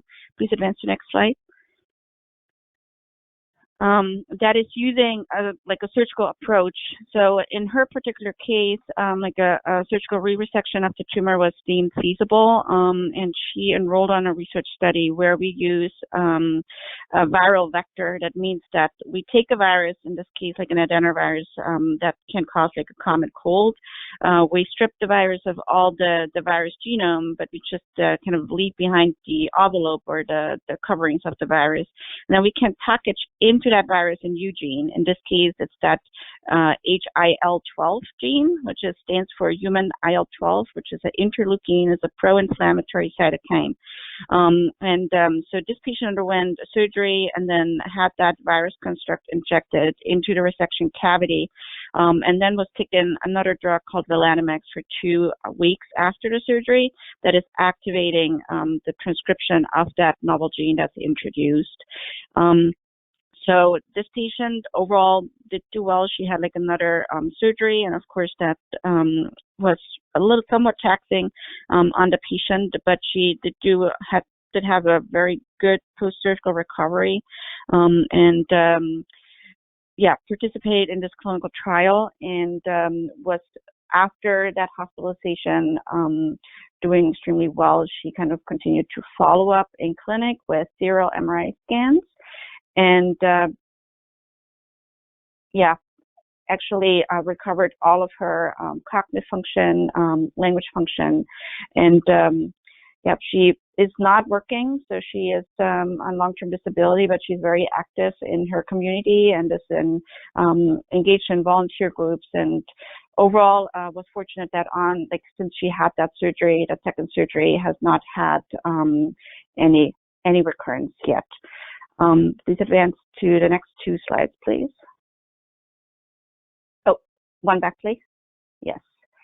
So with regards to her daily life activities, apart from not going to work, she is otherwise really active. She is on long-term disability, and maybe I can, just one last question for Dr. Cordova, ask her, what does that mean? Like, a lot of times patients do ask us, do I have to go on disability? What is short-term disability versus long-term disability? When should I think about that? What do you tell patients?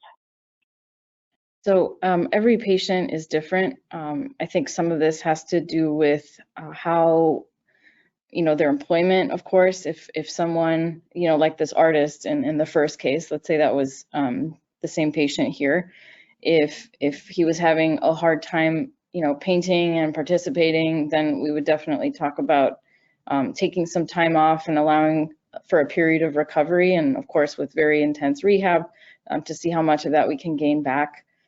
Someone who needs to travel a lot and may have some pressure in the brain, that would of course be a consideration for every single flight, whether it's safe. Some patients feel that in order to keep a positive attitude and keep active, it's best to keep the mind busy, and they want to continue to work. But I warn every patient that it really depends on what their job is and how they're feeling. So everybody needs to kind of take it easy and allow yourself to nap more or take time off of work. I support all my patients, and I kind of tell them, just, well, what do you feel capable of doing? And if you need some time to figure that out as you start whatever the next treatment is, it's going to be an ongoing discussion. But we're there to support them and to write letters and fill out forms just to make sure that everybody is comfortable with their decision. But it is very personal and very individualized. We're here to do whatever the patient feels we need to do to support them. Okay, great. Thank you, Christine. So with that, and realizing that we went over on time a little bit, I'm going to close the patient care conference at this time, and I want to open up for questions from the audience. I do think we have a few questions for the panelists. Thank you, Dr. Kurz. So we do have a few questions. Let's see. So we have a question here that's asking about tumor markers. Would a recurrent tumor have the same markers as an initial tumor, or are there any differences that patients and providers should be aware of? Do you mind if I give that a shot? Yes, of course. Eric, please go ahead. Yes. Yeah, so there's actually been some recent studies where tumors have been evaluated both at their initial diagnosis and at recurrence. And it seems that tumors pick up a lot of different changes, particularly at the DNA, but there doesn't seem to be a pattern to it. We do know that some of the fundamental markers like IDH status and even MGMT status stay the same. And don't seem to change frequently from initiation to recurrence. One of the challenges we have is that at the primary tumor, when the tumor first is diagnosed and a big surgery is done, and we do all of this analysis of the tumor, we get a sense of some of the other genetic changes which might be useful in guiding, say, investigational treatments or clinical trials down the road. But very often it's hard to get tissue at the time of recurrence. And so we have to sometimes make an assumption that things haven't changed that much, but very often they have. So it poses a particular challenge. More and more, we're trying to focus on trials that do allow us to get access to that recurrent tissue so that we can actually guide our treatment based on that new tissue, not based on the original tumor. Thank you. Another question we have is asking about the differences between being on Temodar for 6 months versus 12 months. Are there differences in prognosis, effectiveness? Can you elaborate a little bit about that? I think that may be a good question for Christine. So as I mentioned earlier, different doctors have their own kind of dogma about this, and it is a bit controversial. However, in the studies that have gotten close to answering this question, more recently there was an Italian study trying to do this. They did not see a difference in the survival, which for most of these trials, especially in glioblastoma, are using as the primary objective of success or of not showing any changes in the study. So I think, again, this is something that you would talk about with your doctors because each situation is different. But, I think that regardless of where you set out in aiming for 6 cycles or 12 cycles of temozolomide, if you're finding that your blood levels are not, not tolerating the medication well, the decision to stop earlier is going to be based on that. So it is a kind of combination of things, but we have not seen compelling evidence that extending treatment to 12 cycles is beneficial. So that's our practice. Okay. Thank you, Christine. Thank you. Another question we have here from one of our attendees would like to know, using imaging, how can you differentiate between pseudoprogression versus tumor progression? Okay, maybe Konstantinos, do you want to try that one? Sure.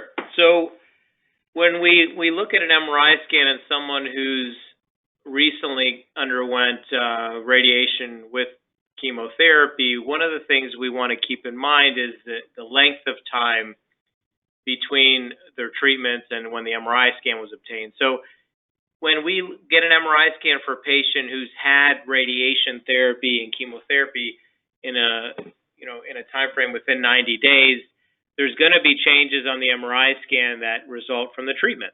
So it's not necessarily the tumor that we see on the MRI scan. It's probably related to the treatments they've had.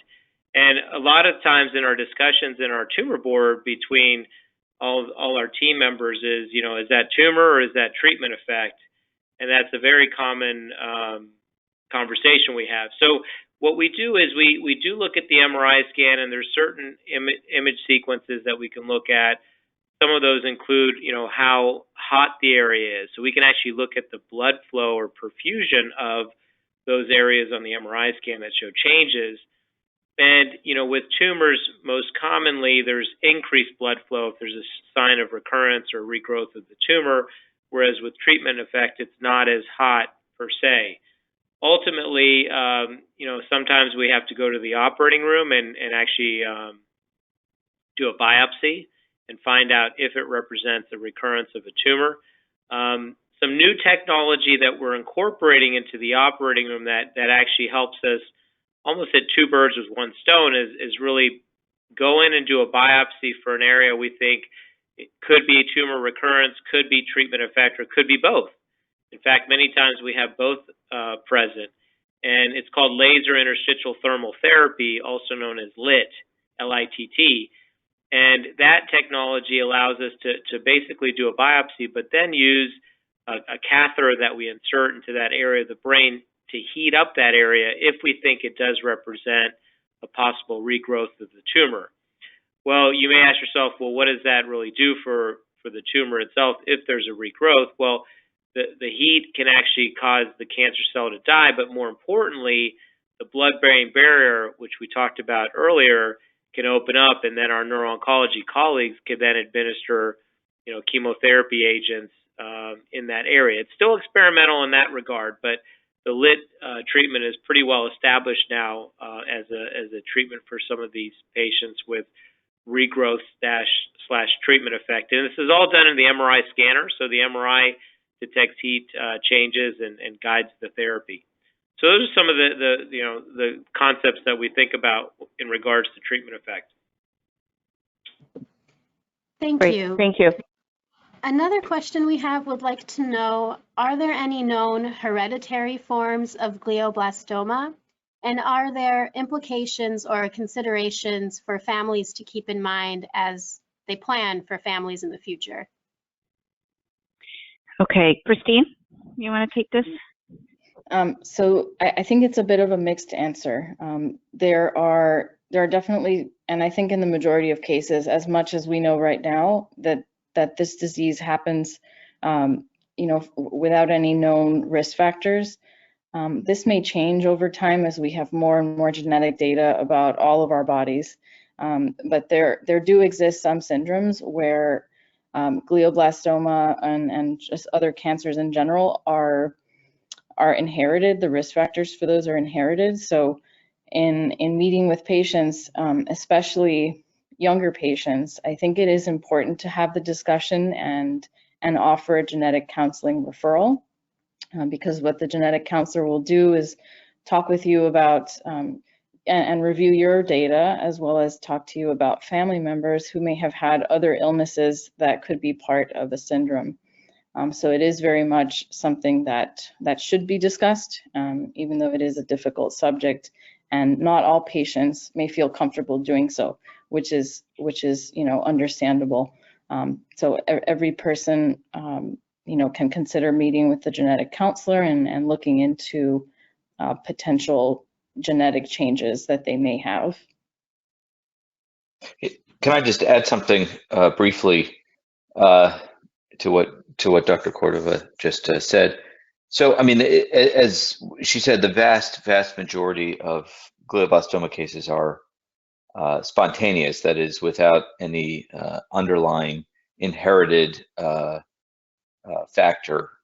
And so someone who has glioblastoma, has children, overall the risk is very, very low. There were two studies that were done, and one of them has a name that's easy to remember called the GliaGene study, where they looked at the genetics of family members of patients, and they said, were there any particular changes in the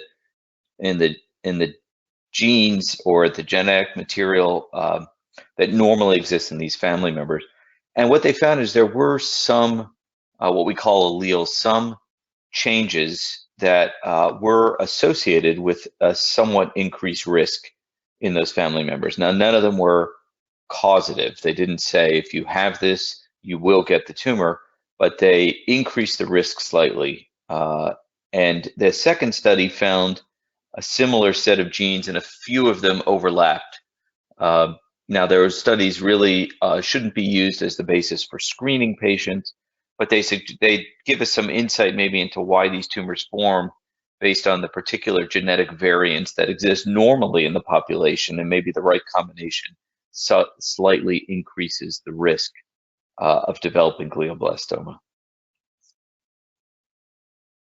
Thank you. And thank you to all of our panel for this informative presentation, and to those of you who shared their questions. We truly hope that some of these questions were answered today by our panelists. We will now move on with our next session. The American Brain Tumor Association understands it could be difficult for family and friends to understand what you are going through. By connecting to other patients and their caregivers who are also on this journey, you can find the support, encouragement, and advice you need from someone who has walked in your shoes. That is why our next panel session is titled Living with a Brain Tumor, Patient and Caregiver Survivorship Panel. On our panel, we have our panel moderators, Amanda Bontempo, Oncology Registered Dietitian, Nutritionist, and Survivorship and Wellness Manager at NYU Perlmutter Cancer Center, and Dr. Tamar Press, Clinical Psychologist at Perlmutter Cancer Center. Our patient and caregiver panelists are Jessica Morris, Mi-Ling Lau, and John Giordano. Each panelist will share a brief introduction about their story as they are navigating through the process of living with a brain tumor or caring for their loved one who has or had a brain tumor. The moderators will then ask general questions that will be applicable to the audience. We will then open it up for the attendees for the opportunity to ask questions. I am now going to hand it off to our moderators to say a few words and who will introduce our first panelist to share their story. Hi, this is Amanda. Can everyone hear me? Yeah. Yes. Yes, Amanda, you can go ahead and begin. Thank you. Wonderful. Thank you so much. And thank you for inviting me to moderate along with Tamar for this forum. I am very excited to talk to our panelists, and I would really love to call on our first panelist, Jessica Morris, who is our patient panelist, to give us a little bit of background and to share your story. Hi, everybody, and thank you so much for inviting me to share my story. So you can tell I wasn't born in the United States. I'm British, but I moved here in 2006. And I had a very, very happy life, decided to stay here with my husband and 3 young kids. I had rebuilt my career. I started off as a communications strategist, working with non-profits, commercial bodies in the UK, and so on and so forth, and had rebuilt everything here. And up until January 2016, life was pretty good. The worst health problem I'd ever had was a kind of common cold. And I was hiking in upstate New York with a couple of friends that day when I suddenly started to feel sort of intangibly odd. And to cut a very long story short, I had a full-blown seizure. 2 days later, I had brain surgery to reveal a glioblastoma, which of course I'd never heard of before. So that was 4 years ago. And as many of you know, the sort of median survival point for people like me with glioblastoma is about kind of 15 months or so. Well, you know, stuff that I'm here, it's 4 years later. During that time, I decided that I would put my communication strategist skills to work. It wasn't really a decision, that's just how I am. And from the get-go, consulted with everybody and anybody I could think of, including a great friend who was then a pediatric oncologist at Columbia. And she thought that what I was being offered, which was the standard of care, was you know, it is a suboptimal regime. In other words, people with glioblastoma, in normal language, are told, you're gonna go. You put that long, tortuous word into the internet and you hear you've probably got about 13 months. You also hear you're going to be like Bo Biden, Ted Kennedy, you know, and very famous people who caught this disease. Celia Cruz, George Gershwin, Mary Shelley, who knew? But what I heard as the mother of 3 teenagers living in this country was I could die at any moment. This is considered a terminal condition. What does that mean? And the more I looked into it, I realized that, you know, since Harvey Cushing of Cushing syndrome first identified this disease in about 1926, we have only had 4 treatment approvals and 1 device approval. And we are left with this dreadful median survival point. So that just, for me, was meant that I felt I had a license to be crazily ambitious. I had a license to try and defy those statistics and channel all the learning that I've made in communications and human-centered design into trying to fill the gaps. I was very struck at the get-go that although there's some fantastic, amazing doctors, the best in the world here, and I was getting at Columbia and at NYU, where I had the fantastic Joshua Silverman and amazing support in my side, and now Dan Oranger, some of my best friends, that nobody was able to give me a cure. The standard of care doesn't include some of the things that from a patient perspective are so deeply needed. I went from a very happy life to a terrifying ordeal overnight, and in the standard of care, there was no mention of the psychological support that was so deeply necessary for me to be able to cope with that diagnosis and play an active part. I know I'm talking too long, so I would just wrap up very quickly. Since September 2016, I've done everything I possibly could. My strategy was to fire everything at it. So as well as the standard of care, I also took on dietary advice. I was on the ketogenic diet. I also wore the Optune device from the fabulous Novacure for about 18 months.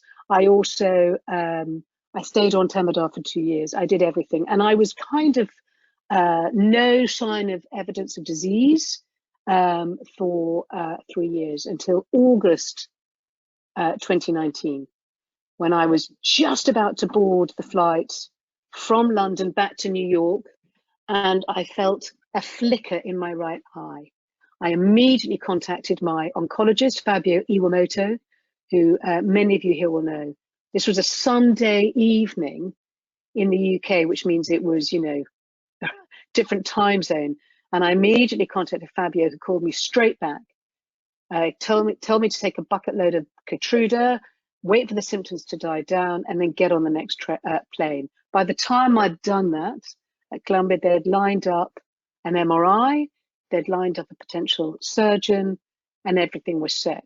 So I had a recurrent surgery, which went very well. It's left me with a slight deficit on my right side.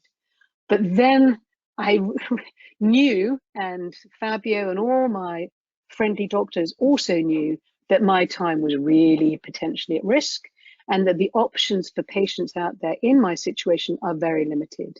So my husband and I went on a road trip, and we ended up at Dana-Farber with David Reardon and with Dr. Kyoka. And I joined the herpes vaccine trial there. I was the 7th patient on that in October that's just gone, involving 10 billion bits of herpes vaccine, whatever that really means, being injected into my brain. And I'm waiting to hear from a MRI in the next couple of weeks how that's going. I've had in total now, with that back, you know, my skin opened up as a result of that, so I had to have surgery. I got a hole in my head, and I have had a big skin graft, and I'm waiting to have a 3D plug to fill that hole. But what it's really shown me, and this is what I really want to say to you, set the medicine aside. Let's stop talking about this condition as a terminal one, because life is terminal. Every single one of us on this call and beyond will at some stage see their lives end. I think for me, a real learning point in this is actually my life is not terminal. Today, I'm talking to you. I'm happy. I have no evidence that I can see that is impacting in any significant way on my ability to enjoy my life. So today, I'm cured. I know I may not be tomorrow, but today I am. And that's a fundamental shift in my thinking. And what that's meant is that I've been able to address each day positively. I don't know what's going to happen tomorrow. I do know that I have the ability to try every single option. And I am determined to, because I have 3 fantastic children, a wonderful husband, and a great community. Lastly, I have channeled all my frustration all my terror, all my depression into creating a wonderful nonprofit called Our Brain Bank. And I want to thank Ralph and Emily and all the colleagues at ABTA, because you've been inspirational and fantastic to me and my community of people with glioblastoma in supporting us. We are going to beat this disease. It's a question of when, not if. And I believe that if we can unleash the true power of the patient experience, that will provide and is already providing extraordinary insight from the patient perspective, so that the standard of care and other measures really include how do we feel it. We have a free app that allows patients to track their symptoms on glioblastoma in real time. That empowers them so that they get to decide every day. I get to decide every day how I feel, not the lab. And that therefore works collaboratively with the science so that we can have a truly holistic, human-centered design approach. Thank you. I told you I'd speak too much, but thank you very much for listening to me.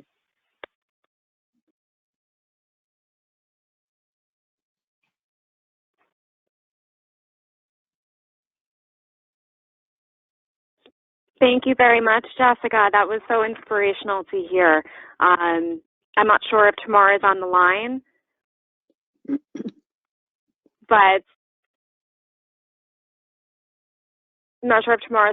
but I think we can move on to hear from Mei-Ling Lau, who is one of our caregiver panelists, to share with us briefly your story. Hi all, my name is Mei-Ling. I just wanted to share a short story just in regards to how I've been a caregiver. I've actually been a caregiver to 2 individuals, and the first person was actually my mom.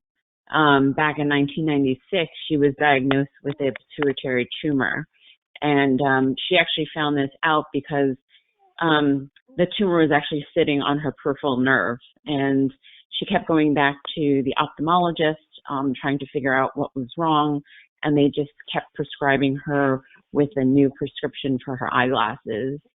And finally, through a friend's referral, she went to see another ophthalmologist who basically referred her to go get a scan done immediately.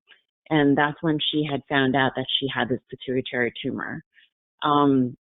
She had undergone the surgery, which was successful through her nose. And because it was sitting on her peripheral nerve, they couldn't remove the entire tumor during the surgery. So she did need to do radiation afterwards. At this time, my father and my sister were in China for business that my father was doing, and my brother was in college. So I, at the age of 16, was left to care for my mom at this time when she needed her radiation treatments done. We lived in Long Island, and I needed to drive her to Cornell Hospital each day after school with my driver's permit. So yes, I was illegally driving to Manhattan every single day. At this time, I think a lot of it was just a blur to me. At the age of 16, I was, just doing my thing, going to school, and just knowing that I needed to go home, drive my mom. And majority of the times I would actually sit in the car and get some rest. And while she went into the hospital to get her treatments done, and someone, if needed, would escort her back. Luckily, we also had a very good support system of friends and family when I was in school, so that she was taken care of during the day. I think the hardest part was really not knowing what I could do at that time, because I could barely take care of myself. But I think this prepared me for taking care of my then boyfriend, now husband, who was diagnosed with a brain tumor back in 2018, which was the size of a golf ball. He had been exercising and doing some kickboxing, and had taken a blow to his head one day, where he thought just some of the pain that he was feeling was from just being injured, until one day he decided to go to his doctor and say, I have these symptoms, and the doctor asked him to go get a CAT scan. And within that CAT scan, when the results came back, they told him that he had a large mass in his brain. So he went and got an MRI, and they found out that he did have a brain tumor the size of a golf ball. He underwent an 8-hour surgery over at NYU, which was successful, but it did leave damage to his nerve in his eye, which left him with double vision. So within 4 days, he was discharged from the hospital. And because he has no family in the States, I was left to take care of him as well. I took time off of work to care for him. And when I did need to go to work, luckily my parents, obviously who have gone through the same situation, was able to care for him as well when I wasn't there. I think his determination is what I believed made his recovery back on his feet much quicker. He was determined not to sit on the couch, lay, and focus on his pain. He wanted me to take him out for walks every single day, and he tried to do this on his own without my help as much as possible. And as a caregiver, I think the only thing we really can do is be there for them, because no matter what you do, you can't do anything about the pain. I think the pain for him was the biggest thing. And within 10 days, he went back to work and met with his first client. And I think moving forward, he still has some side effects of tinnitus, ringing in his ears. He had surgery for his double vision, but he still continues having double vision when he moves his eye all the way to the left-hand side. So even though his surgery was successful, I think you just continue to have to be there and support them in all the other areas of their life. And I think that's one of the challenges of being a caregiver, is knowing how to just support them in every way. Thank you so much, Mei Ling. I'm already hearing similar themes between Jessica's story and your story, and I'm sure we'll also hear from John as well. So I'd like to say thank you to Mei Ling and call on John Giordano now, who is also a caregiver panelist, to share his story. John. Good morning, everybody. Thank you for having me on here. My name is John Giordano. I'm actually a past caregiver, and I'm a current mentor for the ABTA. In 2004 is when my mom was first diagnosed with a glioblastoma with grade 3/4 brain tumor. What happened was she was actually having problems lifting up her left leg. So we took her to the doctor, and we thought, maybe, because I know back problems runs in her family. So we thought, maybe she had some kind of nerve damage. And going to the doctor, comes back, oh, you have absolutely no nerve damage going down your left side. So they sent my mom to a neurologist, and that's when we found out that about a week later, after everything, we found out she had a brain tumor on her central right side of her brain, which many of you know, many don't know. The right side of your brain controls the left side, and the left side controls the right side. 2 weeks later, she underwent a 6-hour brain tumor surgery, and during the surgery, she had a stroke and 3 seizures during the surgery. She was in ICU for about a week because she had no control of her body at all. But after she came out, she was actually paralyzed on her left side, and her speech was very poor. Her surgery was actually up at Overlook Hospital in Summit, New Jersey. But it was an absolutely amazing neurologist team up there. They were very straightforward with us, very family oriented with us. Any questions we had, they helped out as much as they could. About a month later, she was transferred to JFK Hospital in Edison, New Jersey, where she underwent physical therapy and radiation. She underwent radiation for just about 3 weeks, and physical therapy, which every day, regular physical therapy and speech therapy. She got her speech back. It was a little bit slurish at first, and then she got it back 100%. She regained 50% of her movement and feeling in her left side. Took a little while for her to actually learn how to walk until she was able to start walking with a 4-prong cane. Seeing how strong my mom was an absolute amazement to me. You know, I was only a freshman in high school. You know, I didn't have the help of friends and family mentally that knew exactly what I was going through. And being an older sibling, my sister was looking up to me. Like, okay, I got my big brother who's going to show me what to do. And at that time, you know, I also had my father, but I didn't know exactly, you know, what to do, how to act around my mom.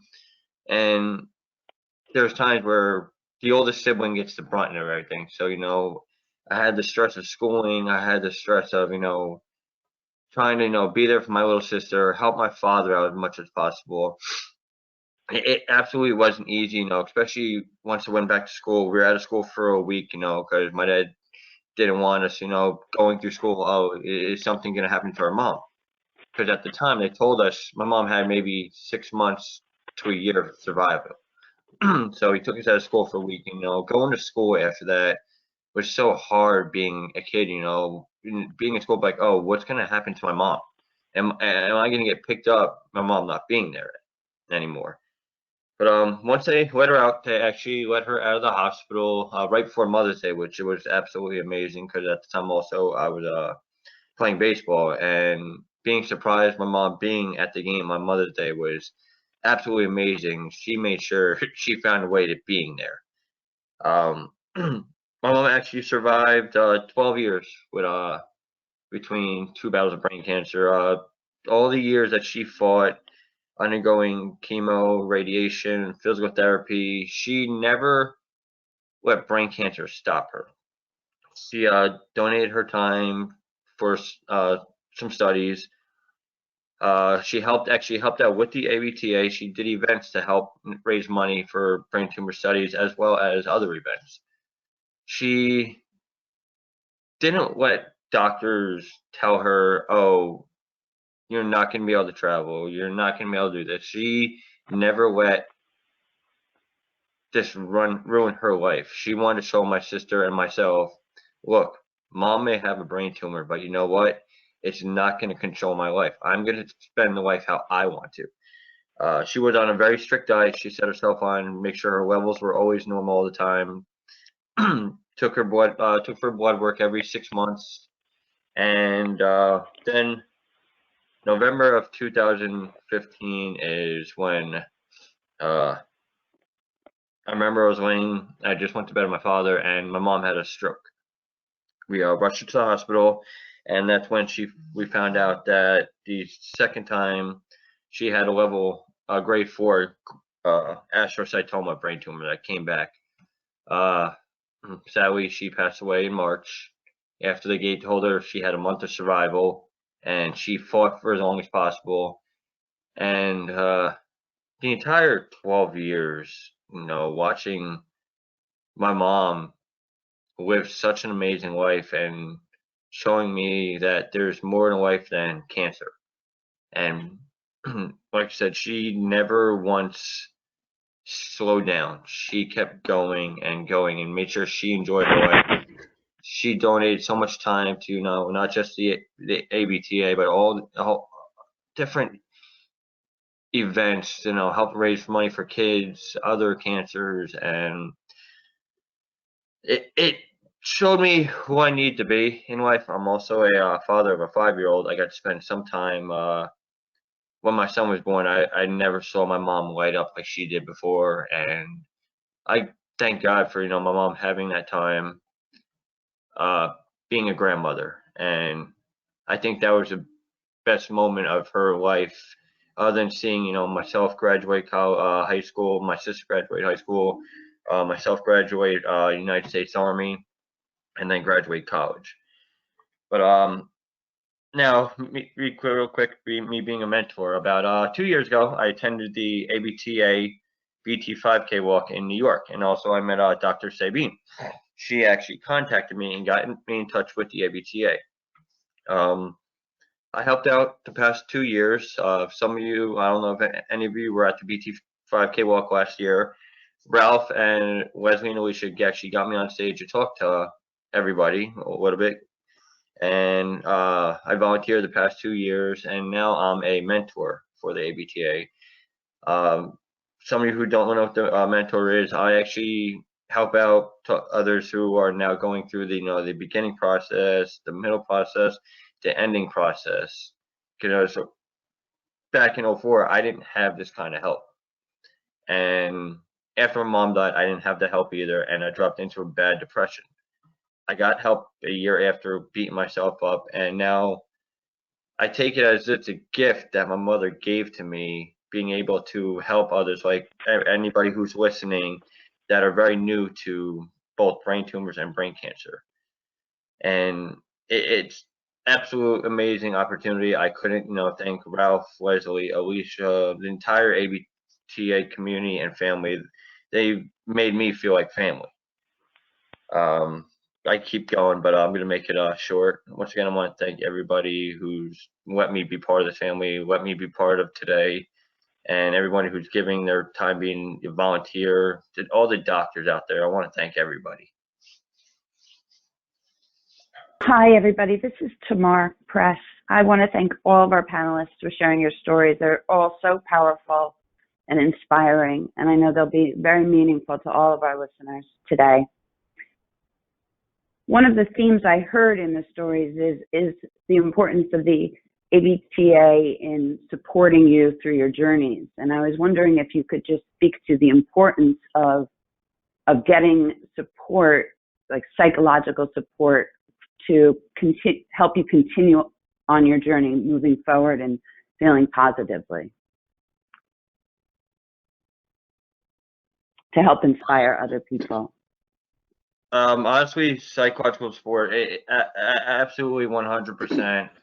The first year after my mom passed away, being an Army veteran, my pride got the best of me. I dropped into a really bad depression, and I had family beg me for help till I hit rock bottom. And as soon as I gave in and got help, it was the greatest feeling in the world. I felt like I had 100 pounds taken off my shoulders. I get asked if I could go back to right after mom passed away and got help right away. 100%, absolutely. It could both mess you up mentally, physically. I cut out all my friends, my family. I almost gave up being a father. And anybody going through either the beginning stage or the end stage, please get help. You're more than welcome to contact me.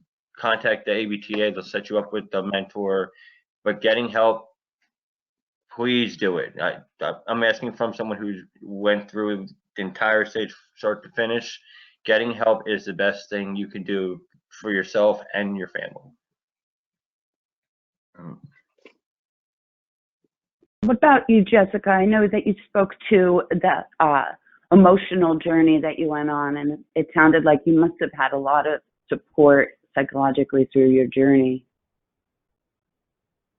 Oh, I think, I mean, I'm just nodding at everything John said, and Melinda, and I think it's all, it's so terrifying to have something like this happen, and it can be terribly isolating, because you suddenly don't feel that hidden assumption you may have had that you're like everybody else, or your life was going to run in a particular way.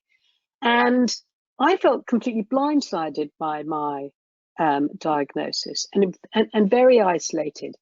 I think it's incredibly important to connect to others, because, I mean, for example, some of the work that ABTA is overlaps and is very synergistic with what we're doing at our brain bank. We have a regular series of free Zoom video calls for people with glioblastoma, and we sit around and we just share our journeys. And the thing that's really in common is that we start those conversations all feeling like, somebody might say, I've just had a terrible MRI, or my partner has, and I don't know what to do. And we end those conversations all saying, it was so great to connect. share what my experience with your experience, and together we can collaborate and find a way through. I cannot underestimate how important that human interaction, not just with people like me with the disease, but with people like John and Mei-Ling who've got people very close to them. But this is actually relevant to all of us as human beings, that when we interact with each other, we learn more, we're able to share more, we build our knowledge together. And so the more we can do that, the stronger we can come as a community. And we need that strength if we're going to be smart enough to work with the most amazing doctors that we have, so that we can build and capture the value of those experiences into the scientific endeavors that they're doing. I cannot urge anybody strongly enough, don't do this alone. We're all out there. We're all different, and we share a terror and a desire to really give value to our lives and our opportunities every single day.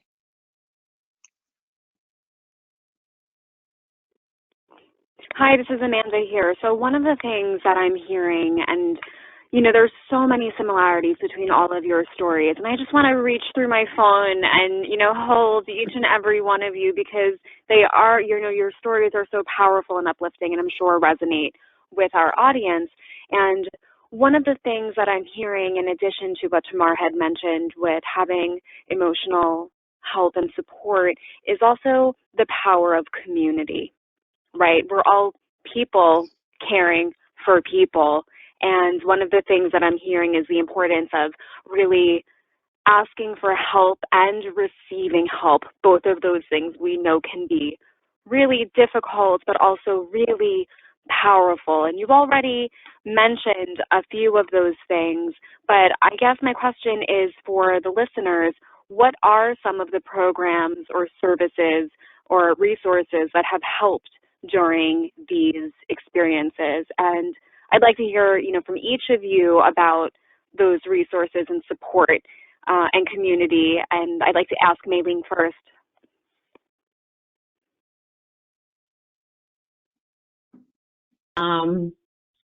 My husband is actually new to the ABTA Association, and I think just being able to get into that community, a lot of times he talks to me, and sometimes I guess maybe I don't fully understand because I haven't gone through the situation, and I'm not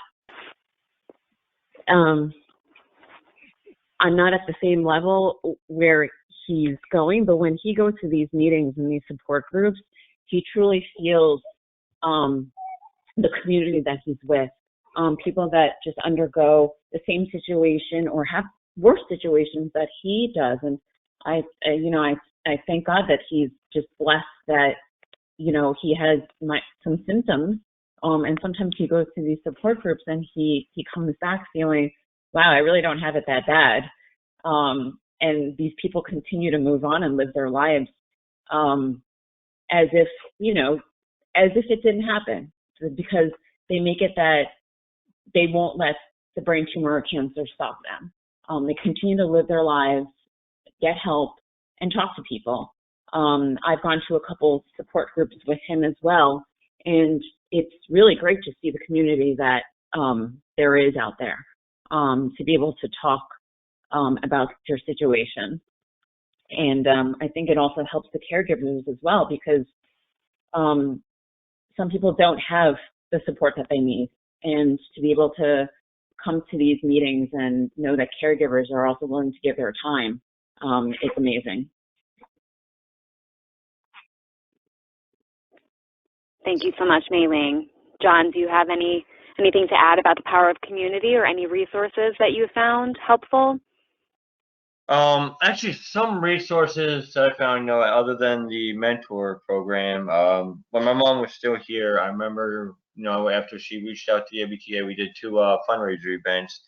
She got very big into the brain tumor community around New Jersey, and that's when I was able to start understanding, when we started going to, other small function walks, meeting other patients and caregivers that were going through what my mom was going through, was able to start speaking to others to kind of understand, okay, what can I do to, not just help myself, help my family, help, my mom. Because after a while, my mom stopped her physical therapy because we tried everything to get her 100%. And at times she was down, and I was able to contact others that went through it to figure out a way to get my mom back to being positive. And once I did that, my mom, just like I said earlier, she went back to being who she was, events for other charities, traveled the country.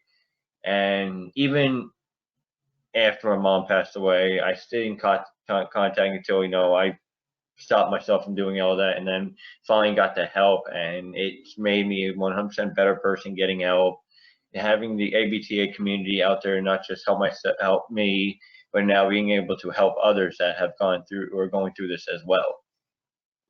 So like we all mentioned, getting help in the community is a big, big, big thing for everyone to need. Can I just say, Jessica, this is kind of what you were.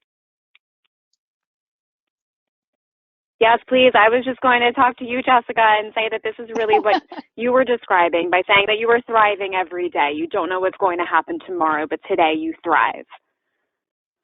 I think that's right. And I think that we are all connected. I think that you were also asking about resources. I think that we have found the American Brain Tumor Association to be outstandingly empathetic and a really great balance between an organization that's looking for a cure, but also for care, so that we can have all benefit from a cure, but also all benefit from greater caring.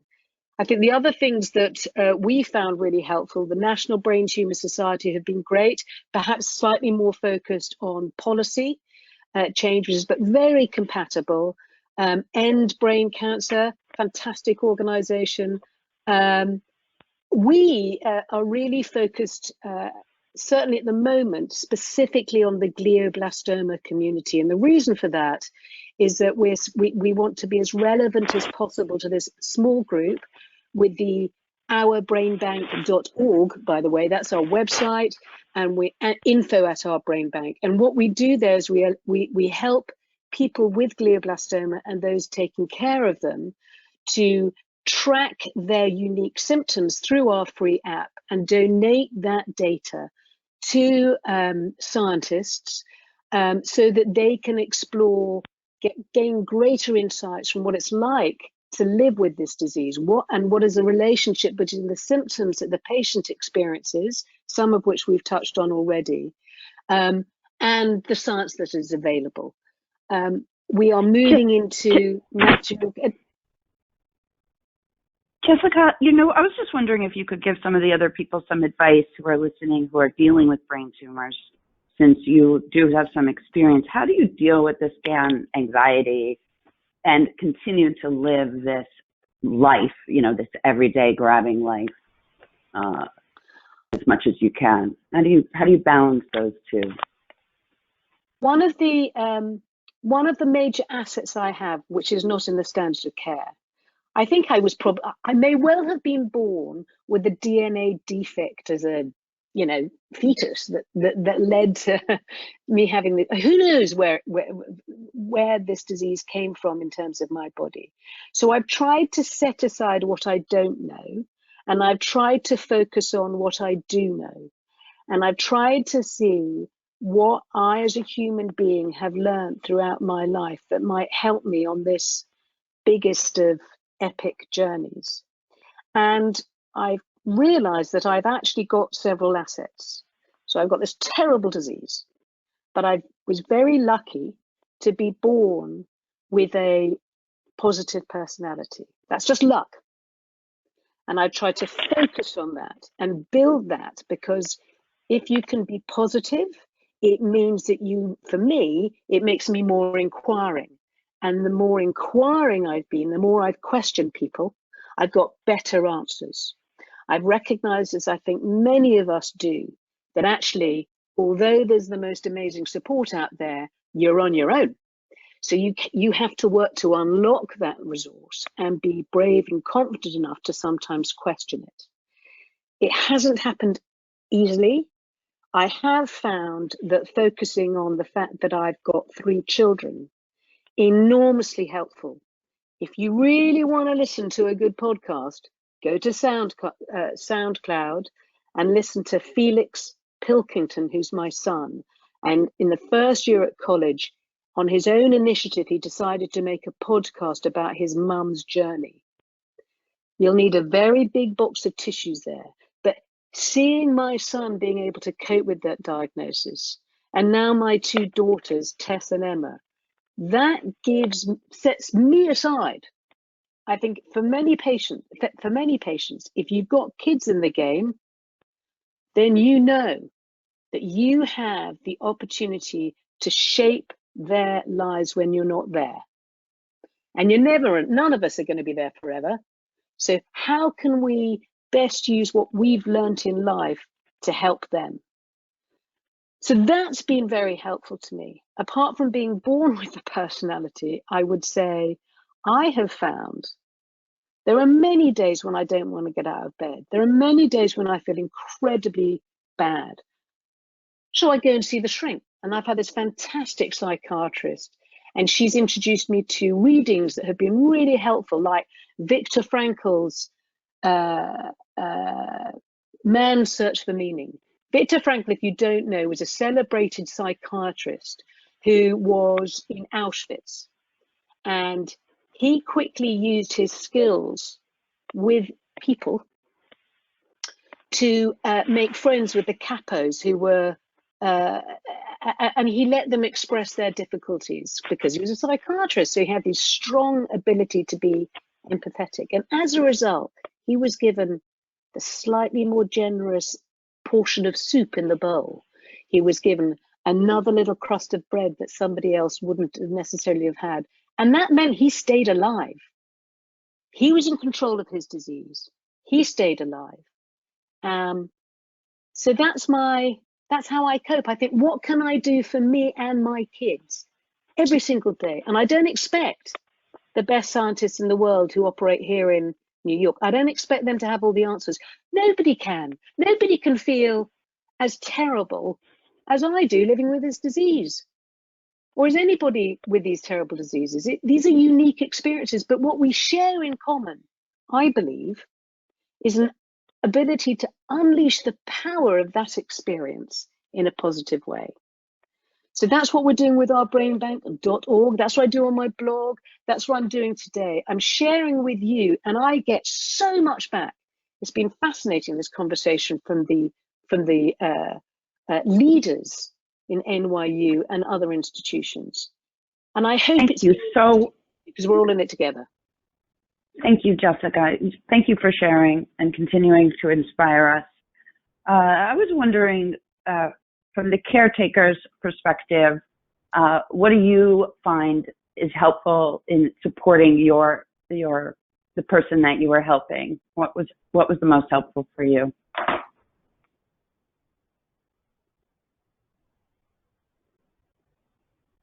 Mei-Ling, why don't we start with you, and then we'll go to John. I think the most helpful thing that I could give my husband was my time. We are big travelers, and I think one of the biggest things was once he got cleared to travel after his surgery, we took a small vacation to Paris. He said it was his thank you for taking care of him.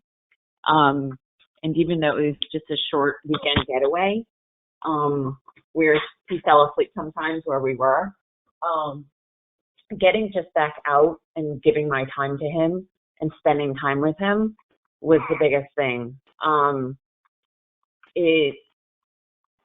lot of times we're all just so focused on getting back to work. I know a lot of people don't have the ability or time to be able to really recuperate. They're swept back into work because, they can't go on disability because of financial situations or anything like that. So I think for us, that was one of the biggest things, for him to be able to get out and live his life, and being able to do it with him really helped. I'm sorry, I have a newborn that I'm taking care of, so you're hearing her. You can hear that. Right now. Congratulations. It's beautiful. It's a beautiful sound. John, what about you? Who was helping you? Same. When I was going through it, at the time I had, my father, my aunt, my aunt was helping out my uncle. But since my mom wasn't able to go back to work, and we used to travel, as soon as my mom got the green light, to start traveling, we started taking, small trips because we're part of a, I don't know if anybody like almost like it's called a Moose Lodge, almost like a VFW. They'd have events, every 3 to 6 months. It's a weekend away, meet other members we'd go to, and it just see my mom, light up that, she wasn't afraid to hide that she's fighting brain cancer. She wanted to live her life. And one thing I'll always remember is, I said earlier, I served in the United States Army, and I went right out of high school. I did my training in Fort Sill, Oklahoma, and at the time I didn't know if my mom's gonna be able to travel that far, because from New Jersey to Oklahoma, it's about a 4 or 5 hour flight. And the day they showed up for my graduation, they didn't tell me that mom was coming. They just said it's gonna be my father, my sister. Seeing my mom show up and the smile on her face, seeing how happy and proud of me she was an absolutely, you can't leave formation. I got to stand still, can't leave. And then at that time, I just wanted to run. Like the little inner boy came out of me, seeing that my mom made sure she was able to come out and see me. And when I got out in 2011, I started taking her out on trips, taking her out to lunch. That's one thing she loved. I take her down to Florida for, I lost her mother and her father later on, but every single year I take, either a weekend vacation down to Florida or a few days, and just seeing her smile and glowing and happy is what, made the best out of it. And seeing my mom live her life for what she wanted to and made sure she loved everything about it.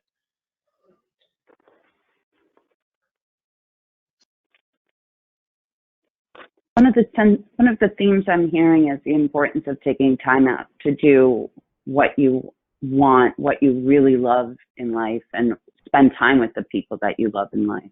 And that's a really good way to spend one's time, whether you have a tumor or not. We all need reminding.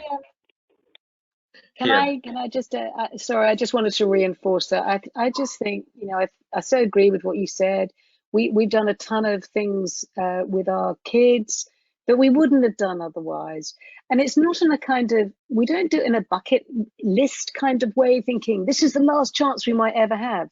We do it in a way saying, oh, how can we make best use of this weekend? How could, it doesn't have to be like a big grandiose thing. It just has to be thinking more consciously that, life is such a gift. So let's just use this as an opportunity to really do justice to that gift. So it's a positive thing. And I think we found that very, very helpful. And I think, look, my 3 kids, it's been 4 years, and the last one is just about to go to college. And I think they've benefited from that. They've had, I can't work, I'm on long-term disability, but they've had much more, I've been around much more, and they've understood, and they've been they are part of the journey. So I just think that, it's never just a patient or a caregiver or a doctor or a neuro-oncologist, whatever. It's just people finding new ways to support and work with each other in a collective and individual way. Real quick, another thing that's actually good. Yeah, please, John. I actually remember I got a I ended up living down when I went to school. I came back up. I had a year-old pit bull, and a lot of people think pit bulls are bad dogs. Before I had my son, my mom became very close to with the dog. You know, me and my dad being at work, my sister being at work, she's by herself. So anyone, you know, who's able to take care of him, that dog literally, I joke around, it took me and my sister's place. That dog was literally my mom's best friend. You would not, he'd be by my mom's side every single day. He wouldn't go to bed without him being next to her side. Getting a pet, even if it's a small dog, if you know, if your loved one's going to be by themselves, if you have to go to work, having a small pet, you know, keeping them company so they're not by themselves. Because sometimes when they're by themselves, my mom even admitted to me, she'd start thinking, is this going to be my last day?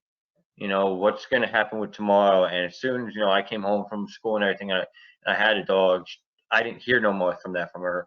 She wasn't by herself while we were at work. She had, you know, somebody next to her to, you know, just have by her side and not have to worry about, oh, is my mom thinking that, you know, she's going to die tomorrow or whatever. And it took some stress, you know, off of being a caretaker, you know, just knowing my mom's got somebody by her side and spend time with her.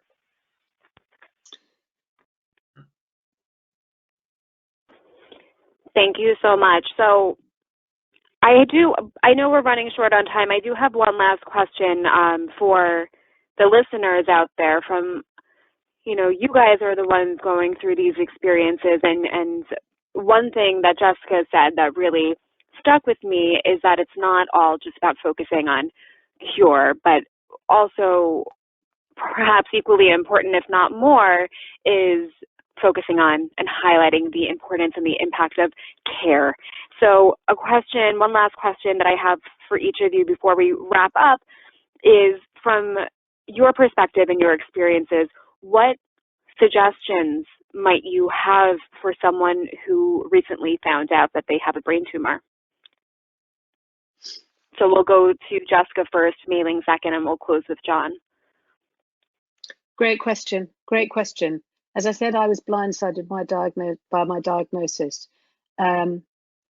I think if that had happened again, what I would say in this situation is reach out to other people. If you're single, grab those friends and relatives. If you're married, bring people with you, let them see. And it can be very, very hard to do that. I found I couldn't actually, somebody put me in touch with a wonderful woman, Meredith Moore, who's on our board and is a 15-year survivor of glioblastoma. And I had to make my husband talk to her because I just couldn't bring myself to do it.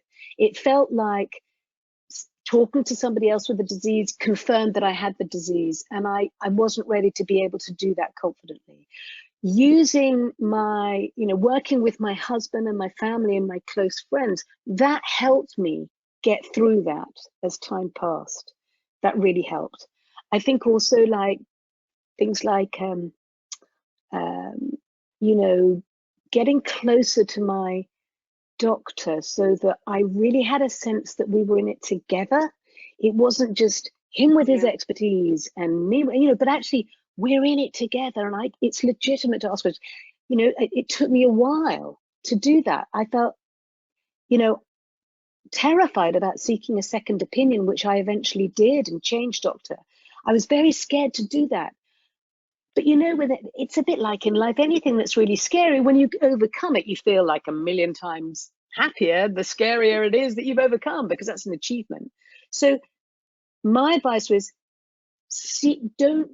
I'm sure that all these wonderful doctors at NYU who are here today wouldn't question if you want to seek a second opinion. There's so little out there about what we should do. It's easier to find information on what kind of Hoover to buy than it is where to be treated for glioblastoma. That's the kind of nonsense that we're in. And so I really believe that what I've learned and what I want to share and what I hope will help people listening on this journey is that we have an untapped value in our experience. And that if we can share that with each other and with others, everybody stands to benefit.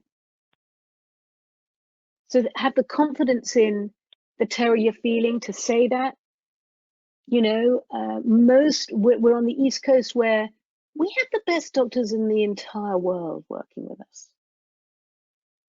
So they want to help us, but we also need to help them understand us and work collaboratively together. I think I'm just repeating myself, so I'm shut up. Sorry. I find this not being able to see in virtual, but you know, it's our bodies. No, not at all. I think what I'm hearing from you, Jessica, is also that it's a collaborative model of care, right? To really be an active member of your care, which I think bears repeating, and thank you so much for that. Mei Ling, do you have any suggestions for somebody who may recently have found out that they have a brain tumor?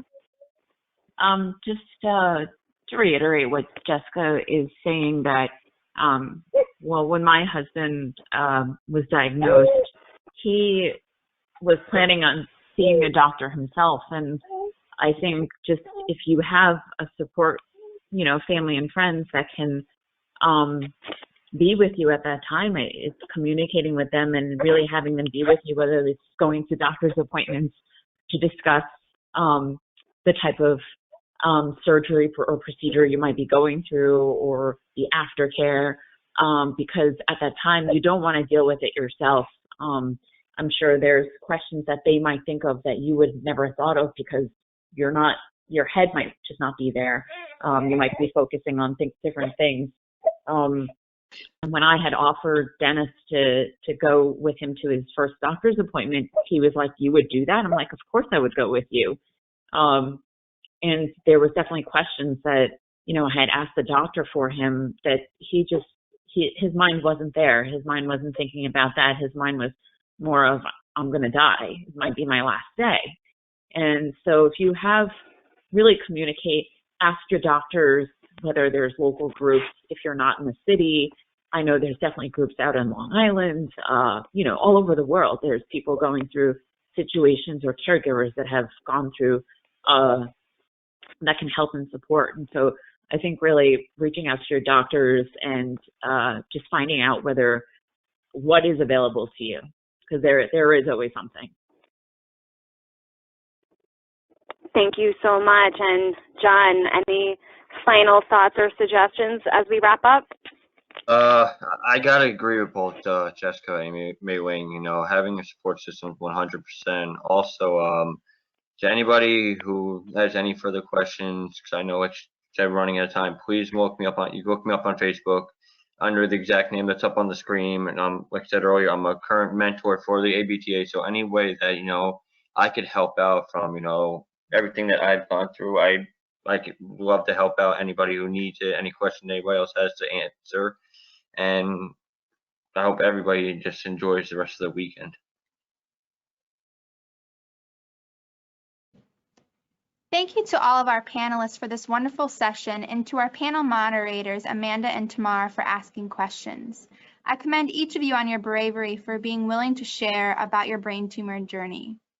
We encourage you to connect with us if you are interested in helping others the way these panelists are by sharing their stories. We would love to connect with you on our peer-to-peer mentoring program, Community Connect, or on our online support community, Connections. Feel free to check out our website as well for additional resources and support. Our final session is titled Neuro-Oncology and Palliative Care, What to Expect at Every Stage. This session will define some of the essential components at the crossroads of neuro-oncology and palliative care. Dr. Alan Carver, attending neurologist from Memorial Sloan Kettering Cancer Center and associate professor of clinical neurology at Weill Cornell Medical College, will be sharing with us today. Dr. Carver was among the early pioneers of neuropalliative care and has devoted the bulk of his career towards the development, teaching, and promotion of a set of core competencies in palliative care as a non-negotiable expectation of excellence in neuro-oncology. He is a passionate opponent of the legalization of physician-assisted suicide and advocates instead for the basic right of patients to receive palliative care at all stages of illness. Please welcome Dr. Carver. Good morning, everyone. And thank you so much for joining us. And thank you for that lovely and very generous introduction. Can everyone hear me all right? Yes, Dr. Carver.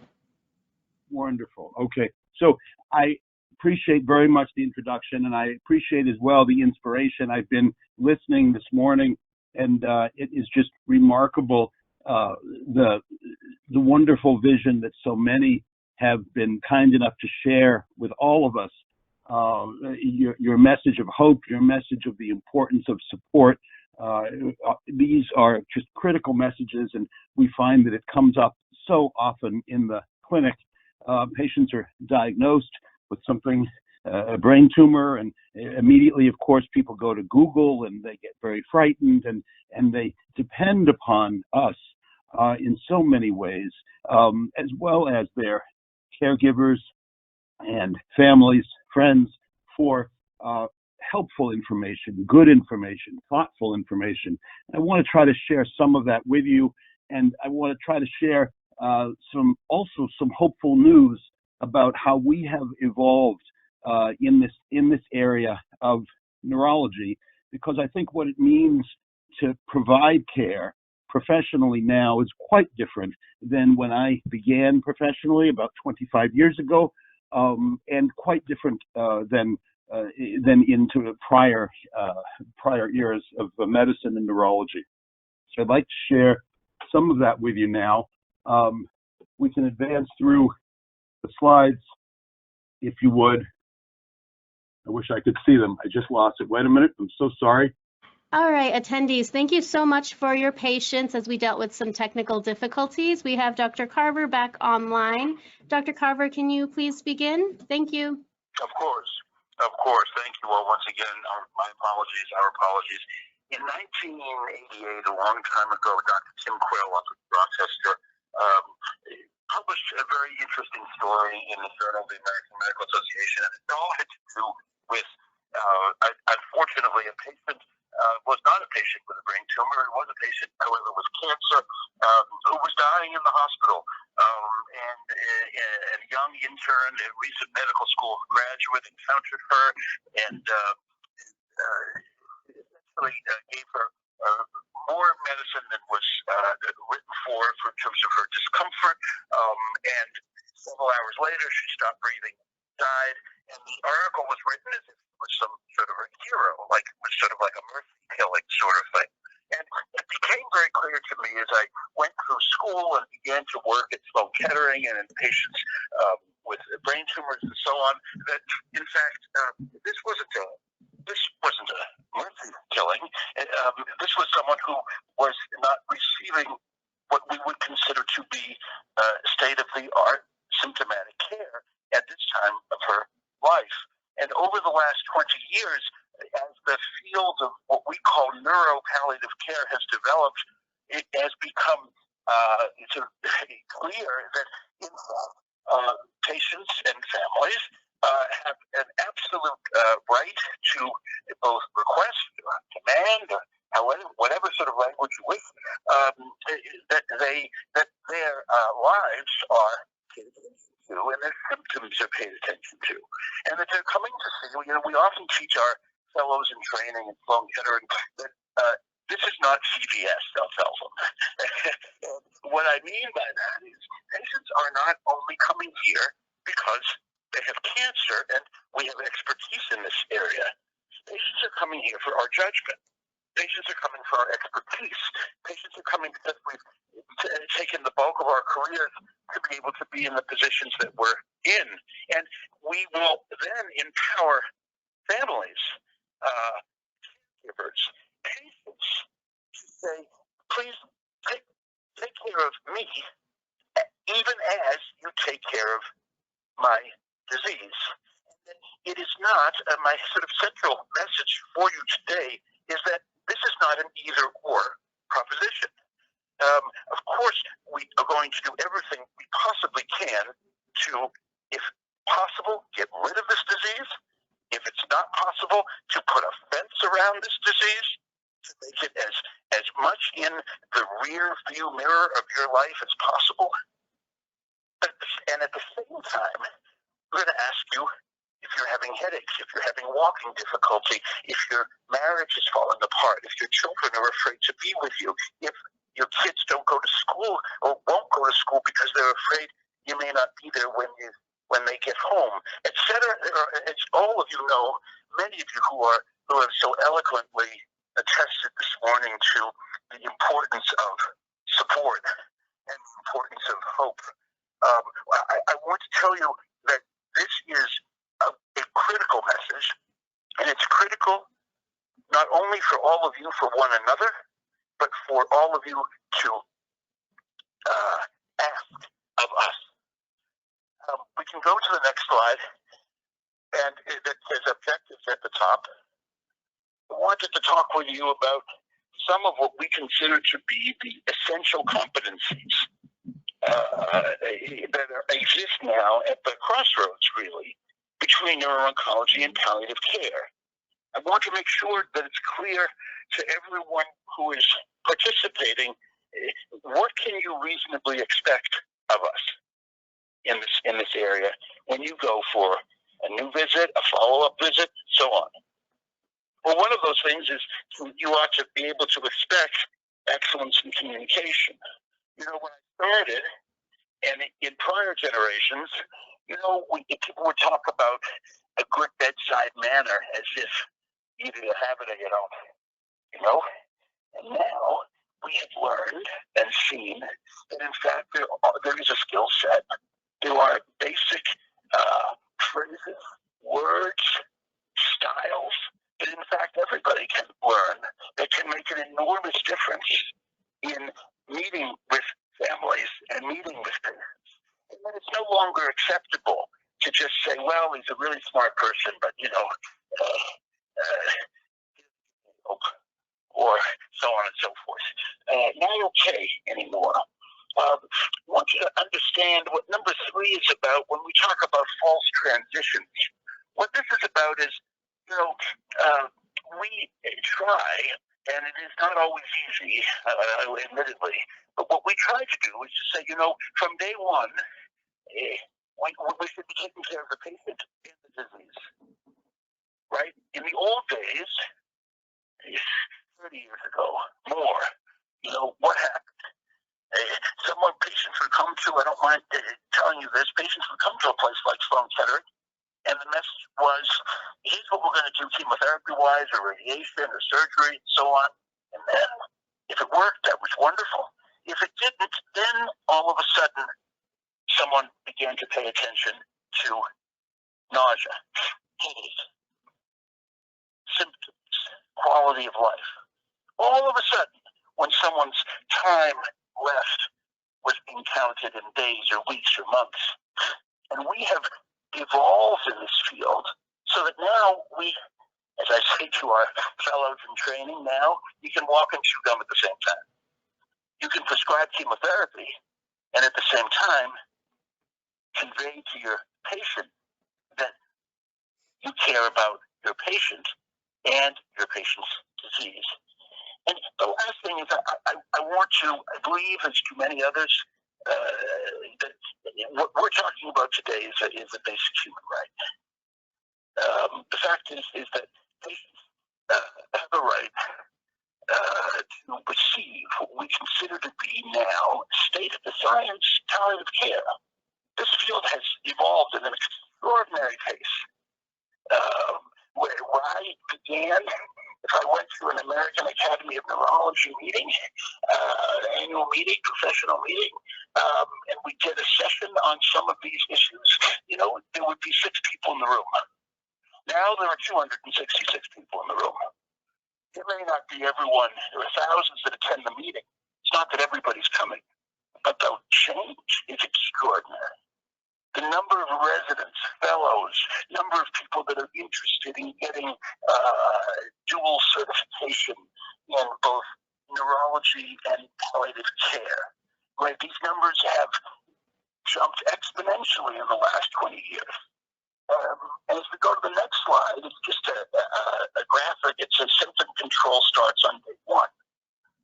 And this is the idea, that it's not an either or. And that ought to be an expectation when you go to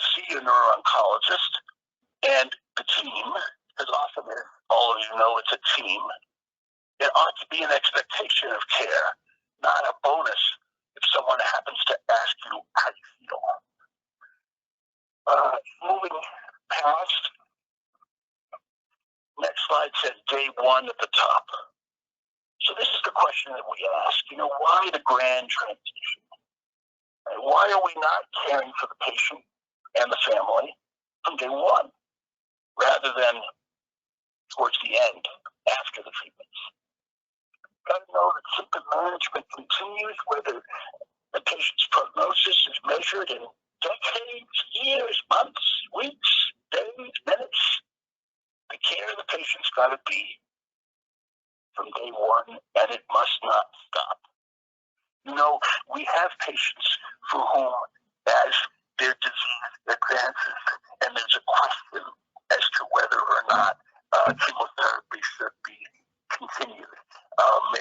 Maybe it shouldn't. As many of you on the call know today, these are challenging questions. It's not always clear. There can be, very, very good differences of opinion by thoughtful people. And we find that often one of the reasons why patients and families will plead with the oncologist to continue, it's not necessarily because they think that they're going to live forever. It's because they think that this is how they get to do it. And that if they stop chemotherapy, then the doctor's going to change, the caring is going to change. And we often speak with, again, our trainees about the importance of conveying the message of what we call physician non-abandonment. And that's got to be critical all the way through, so that patients and families ought not to think that if they choose to sign a resuscitate order, that means they get second-class care. Or if they choose not to get chemotherapy, that there's not going to be a follow-up appointment, right? Very, very important.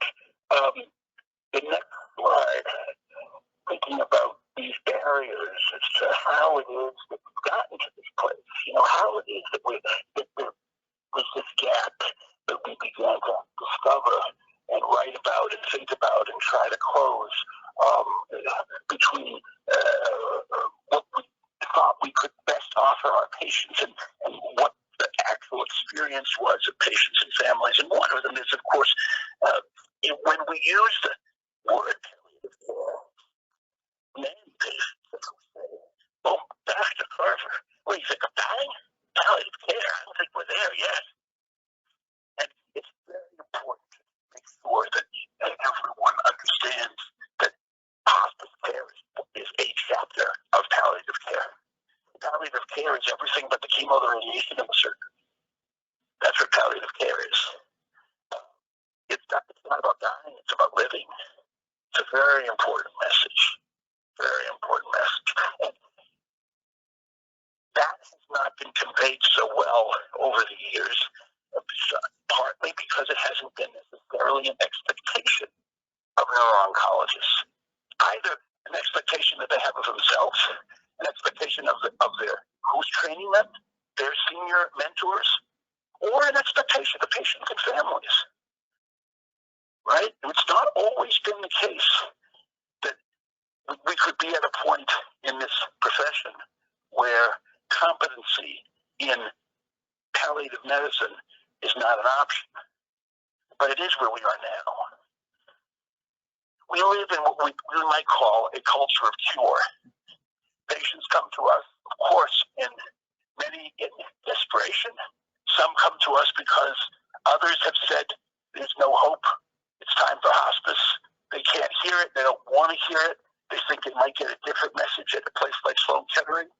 Sometimes we offer a different point of view. Sometimes we don't. But we exist in this culture of being at the cutting edge of cancer care, which is thrilling.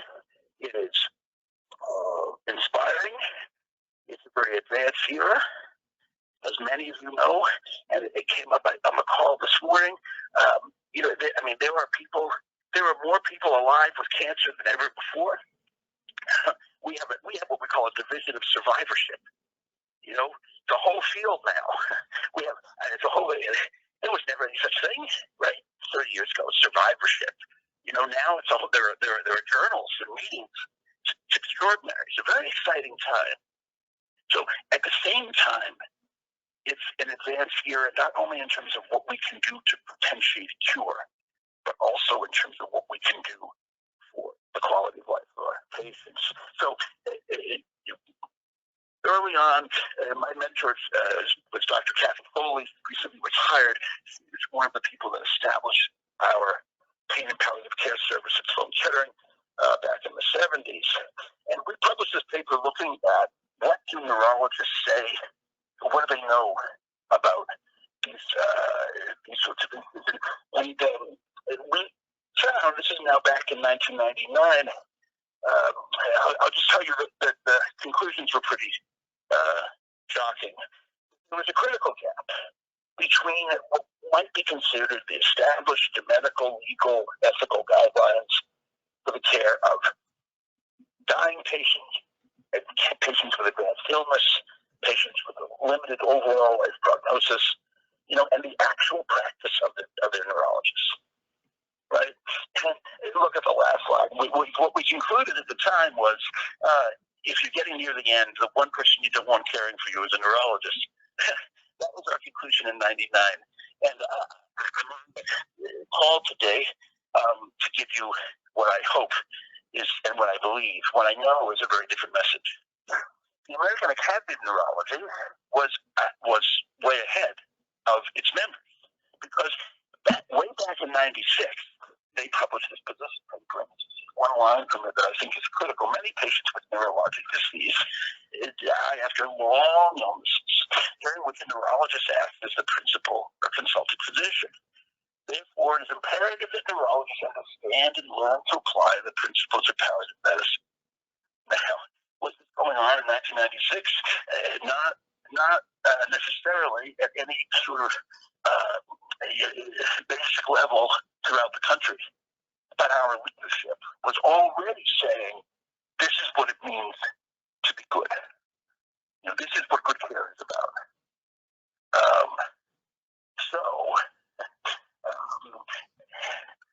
When I am on rounds with patients and families, and I'm walking around with our residents and nurses and so on, and a resident will introduce a patient to me outside the room and give me the history, and the resident will say, so-and-so was admitted to the hospital last night, and briefly, patient failed. And they'll say, patient failed chemotherapy, patient failed carboplatin, patient failed radiation. And immediately, of course, I will stop them, and I'll say, who failed? When a patient worsens on our therapies, we blame them. Has the patient failed? The treatment failed. Perhaps we failed. But the language that is in our culture, patient failed. And we're doing everything we can to think about these kinds of phrases and to help those who are coming in the next generation to not have patients feel. We've had patients say to us, guess I didn't do such a great job, huh, doctor? When the MRI shows that the cancer got worse. Somehow, if they had done something, and it can be very important to address that. Some good news about what's happened. I just summarized the slide that says selected highlights of the first 20 years. These are a variety of responses to this gap that we helped to identify in the late 1990s. So there's all of these issues that we think are so important to them is what actually happens when the patient goes to see the doctor.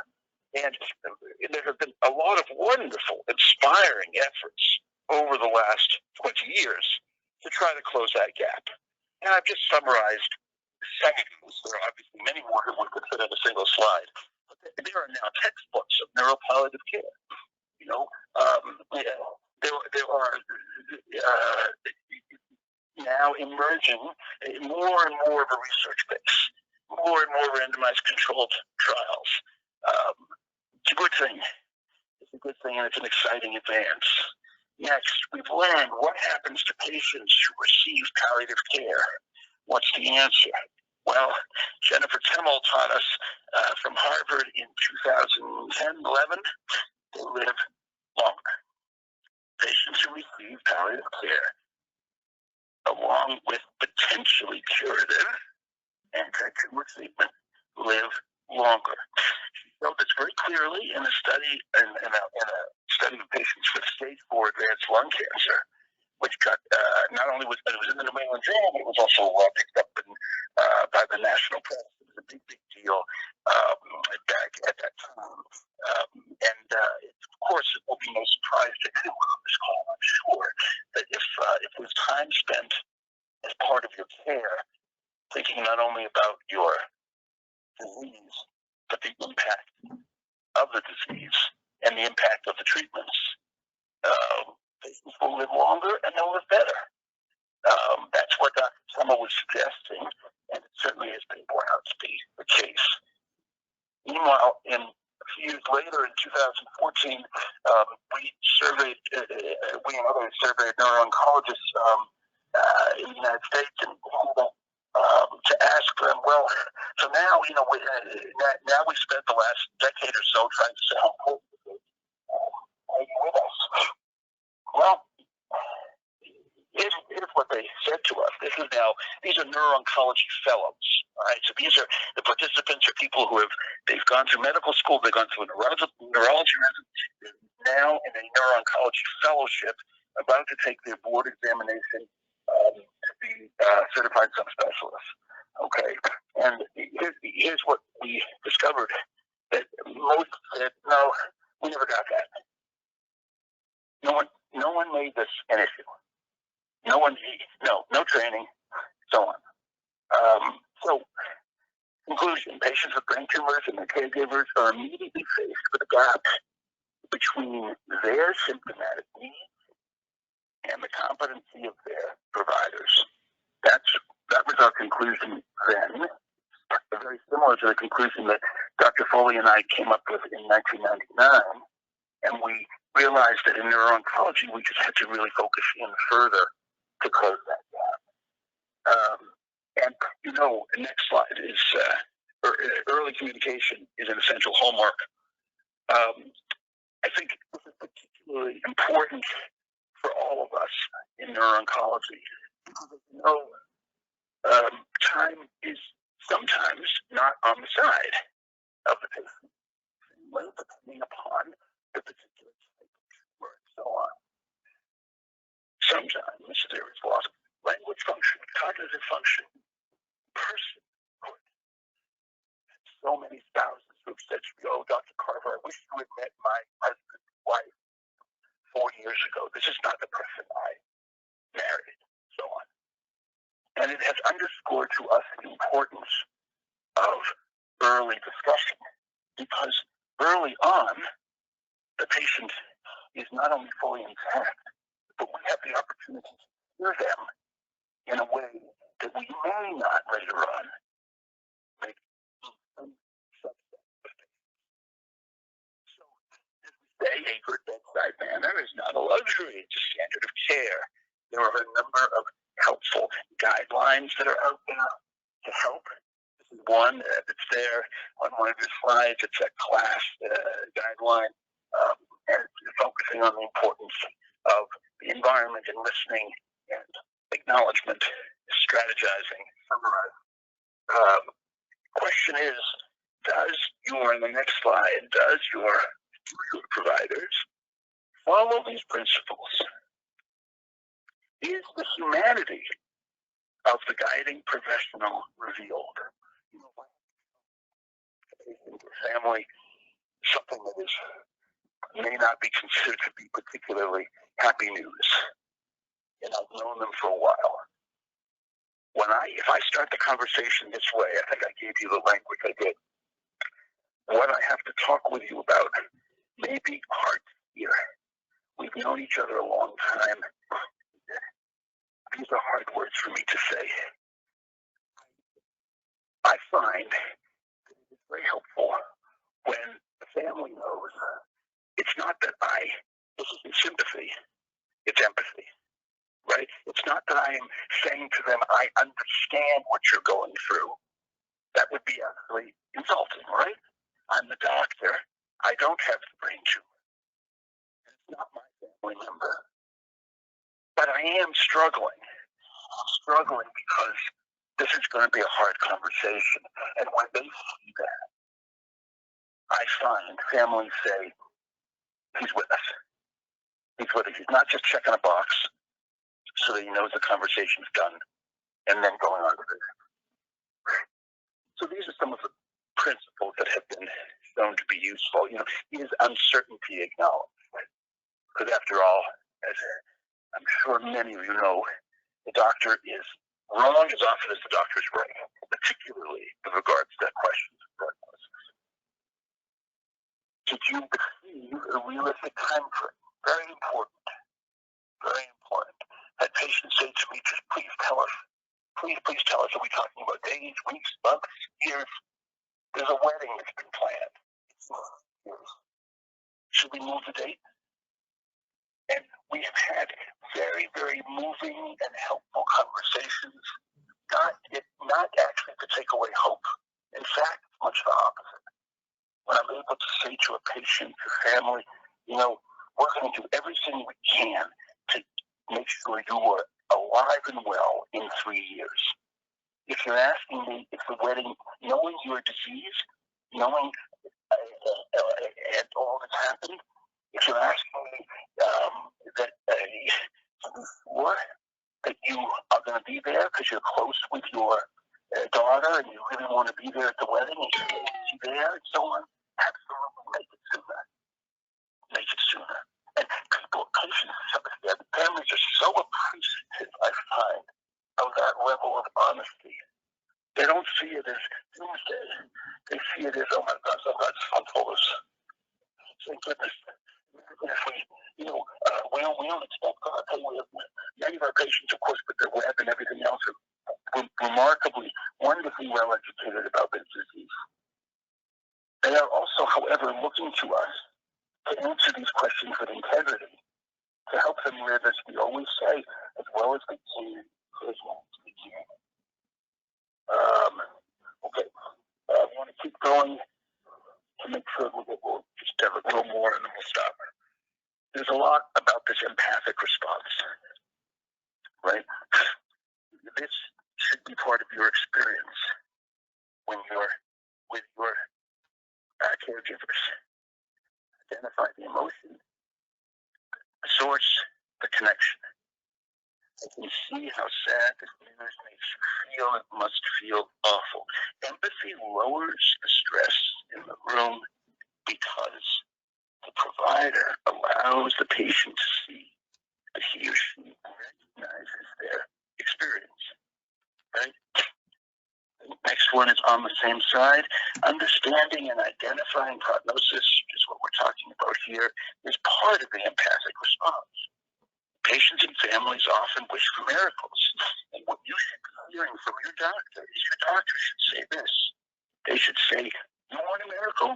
I want a miracle too. Right? I want a miracle too. Meanwhile, what we're going to do is I'm going to be with you whether there's a miracle or there's not a miracle. That's the expectation. Dr. Groupman says it this way. I see hope as the very hardest feeling. For those who have hope, it may help some to live longer, and it will help everyone to live better. And I heard that in many different ways on the call as I was listening in this morning. I want to move through this. Tell me how much we have. You have about 20 minutes left. Oh, okay. We'll take 10 of those minutes. I don't want to keep people. Hope is fostered through the assessment, management of symptoms, the assurance of non-abandonment offered by the treating oncologist. The quality of life of the patient with a brain tumor may be largely dependent upon the competency in palliative care of each member of the care team. We published this in 2015, and that sets it out as well as I can. And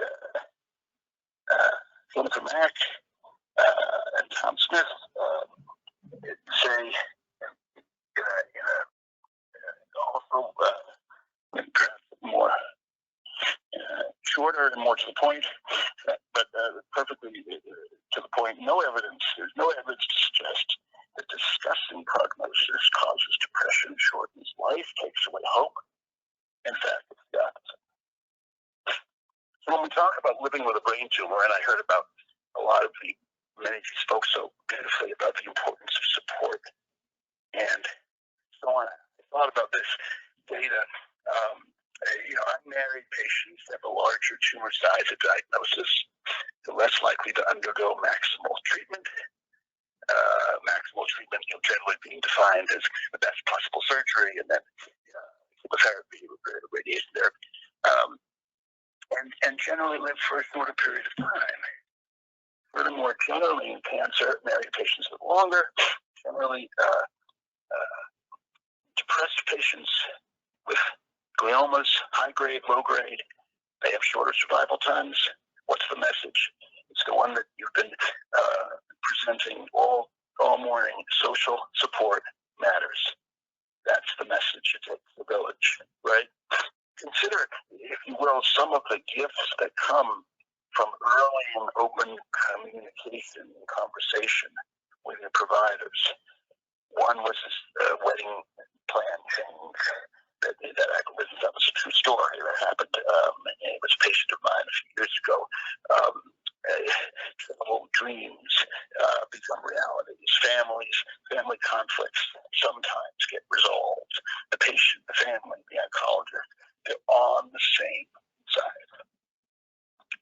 That's what happens when we talk early. Right? I'm going to a slide that says seek professional judgment at the top. So it's very important that we understand what patients' expectations are.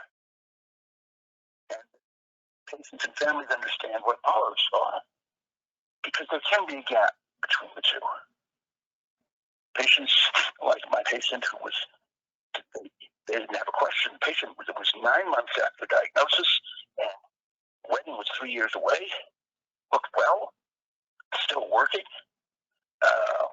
had one seizure on medicine, and the idea of the patient not being at the daughter's wedding 3 years later just never occurred to them. Right. So my expectation, or my best, most expert sort of opinion as to likelihood, there was a gap between what I was thinking and clearly what was happening in the minds of this patient and family.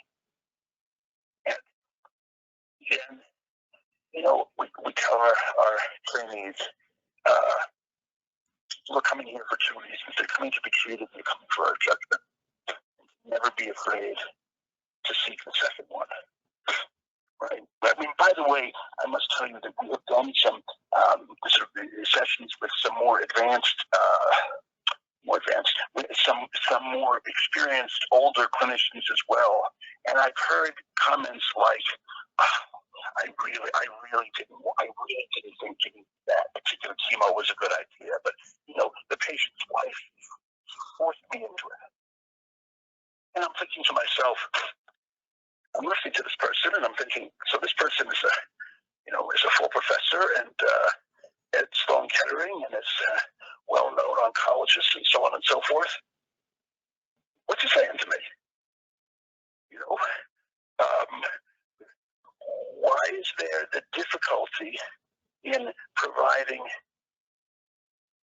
judgment? What is that about for the doctor or the nurse practitioner or whomever it is that is primarily caring professionally? What's that about? How do we help to understand that better so that patients and families can get what they are really seeking, much as they may say otherwise? Someone said something about second opinions before. Absolutely welcome that. I could not agree more. And we often say to them, especially in the setting of what we would call treatment refractory disease, a lot of times when patients are not diagnosed initially with a brain tumor. There are fairly standard protocols for a number of these tumor types, and it just isn't that, it's just not going to differ so much in terms of sort of expert opinion often among sort of smart, state-of-the-art people at good medical centers and so on. Where things can differ more is as things, if it doesn't go so well over time and things move along and we're looking at different experimental protocols. And we always want to welcome the opportunity to get other points of view and so on. So some of you, I don't know if this is an experience you've had. I know that we have heard this in a lot of qualitative research about the loss of the person. There's a profound sense in some patients with brain tumors as to a loss of who they were, feeling burdensome to others, feeling lonely, isolated, the loss of independence, vulnerability, helplessness, and dignity. That sequelae of the tumor become a violation of the person. And it's very important that your providers know this, understand this. Very, very important. And many patients will say, my life is about, I live from scan to scan. It's all about the MRI. If the MRI is okay, we're okay for another 3 months. That's an extraordinary burden to carry. Extraordinary. And it's important that your providers know that you're carrying it and understand it. So I just want to tell you about I have difficulty residents and fellows and nurses sometimes who will say if I'm on rounds and a patient was and summarizing for me the details in front of the patient's room before we go in, and they tell me in this instance that Mr. So-and-so is on comfort care. And I stop them usually, and I say, what do you really mean? What are you really saying? Do you mean that the care is being withdrawn? Do you mean that the doctors are giving up? Do you mean that they're giving up? And also, what were we doing before? Was it discomfort care?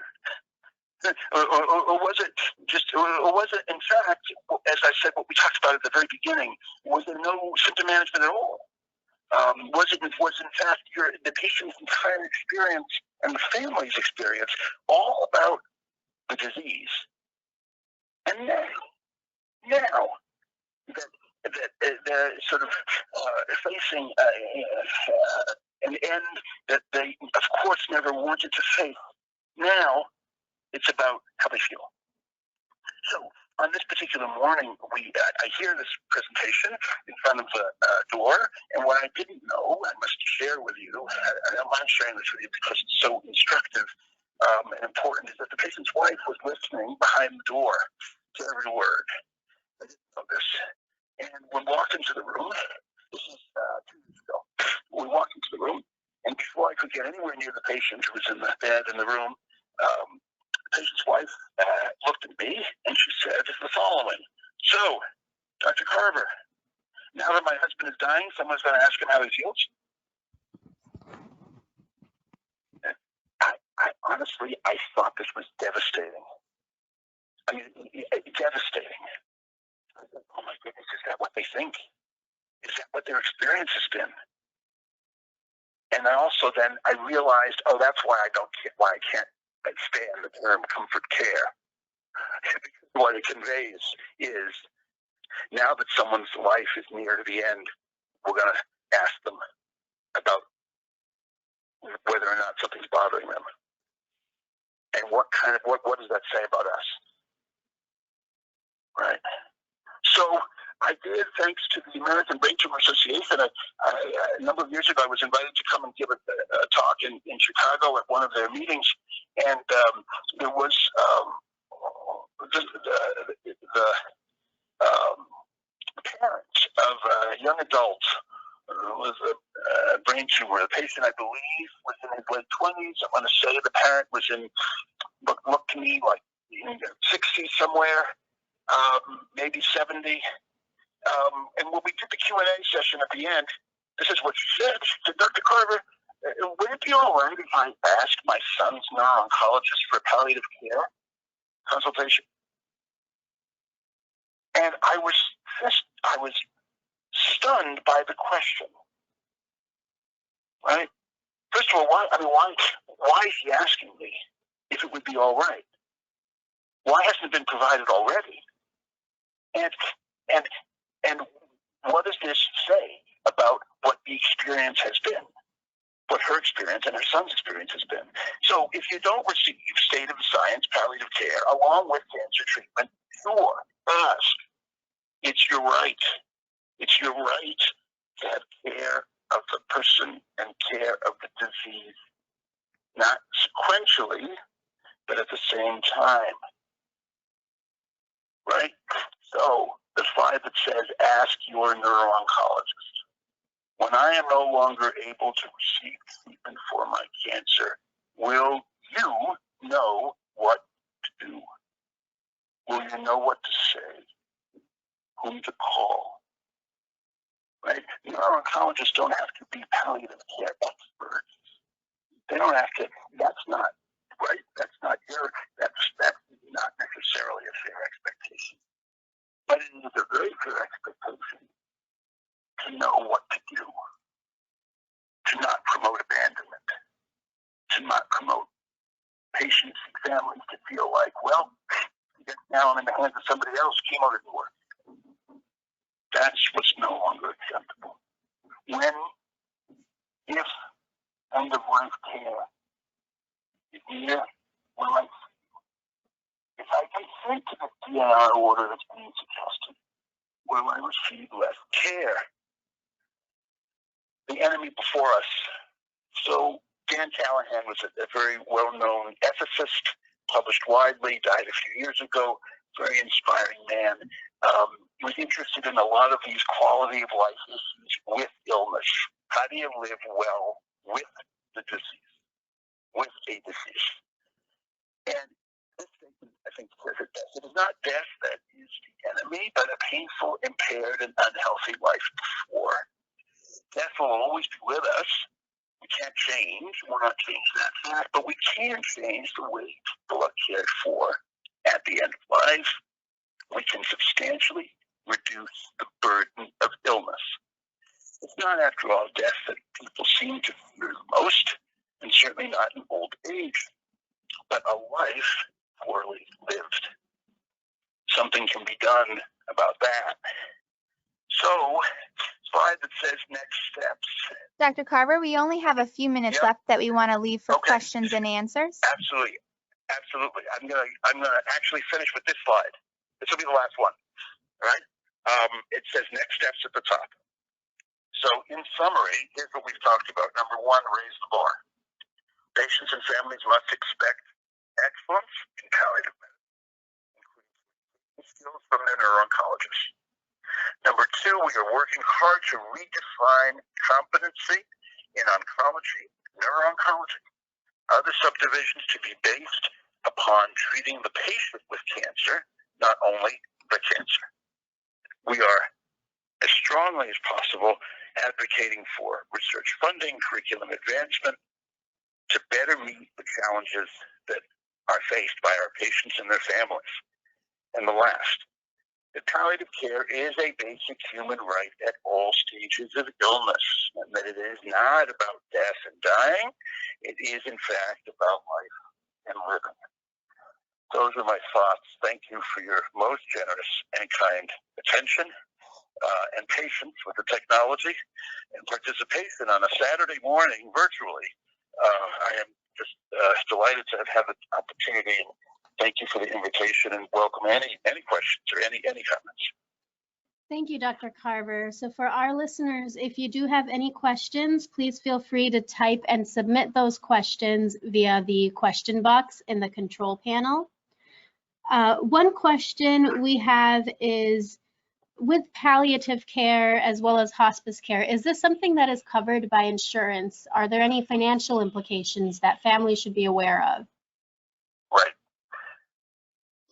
It is a medic since the 1980s, somewhere in the 1980s, it was established that if a patient's prognosis is 6 months or less,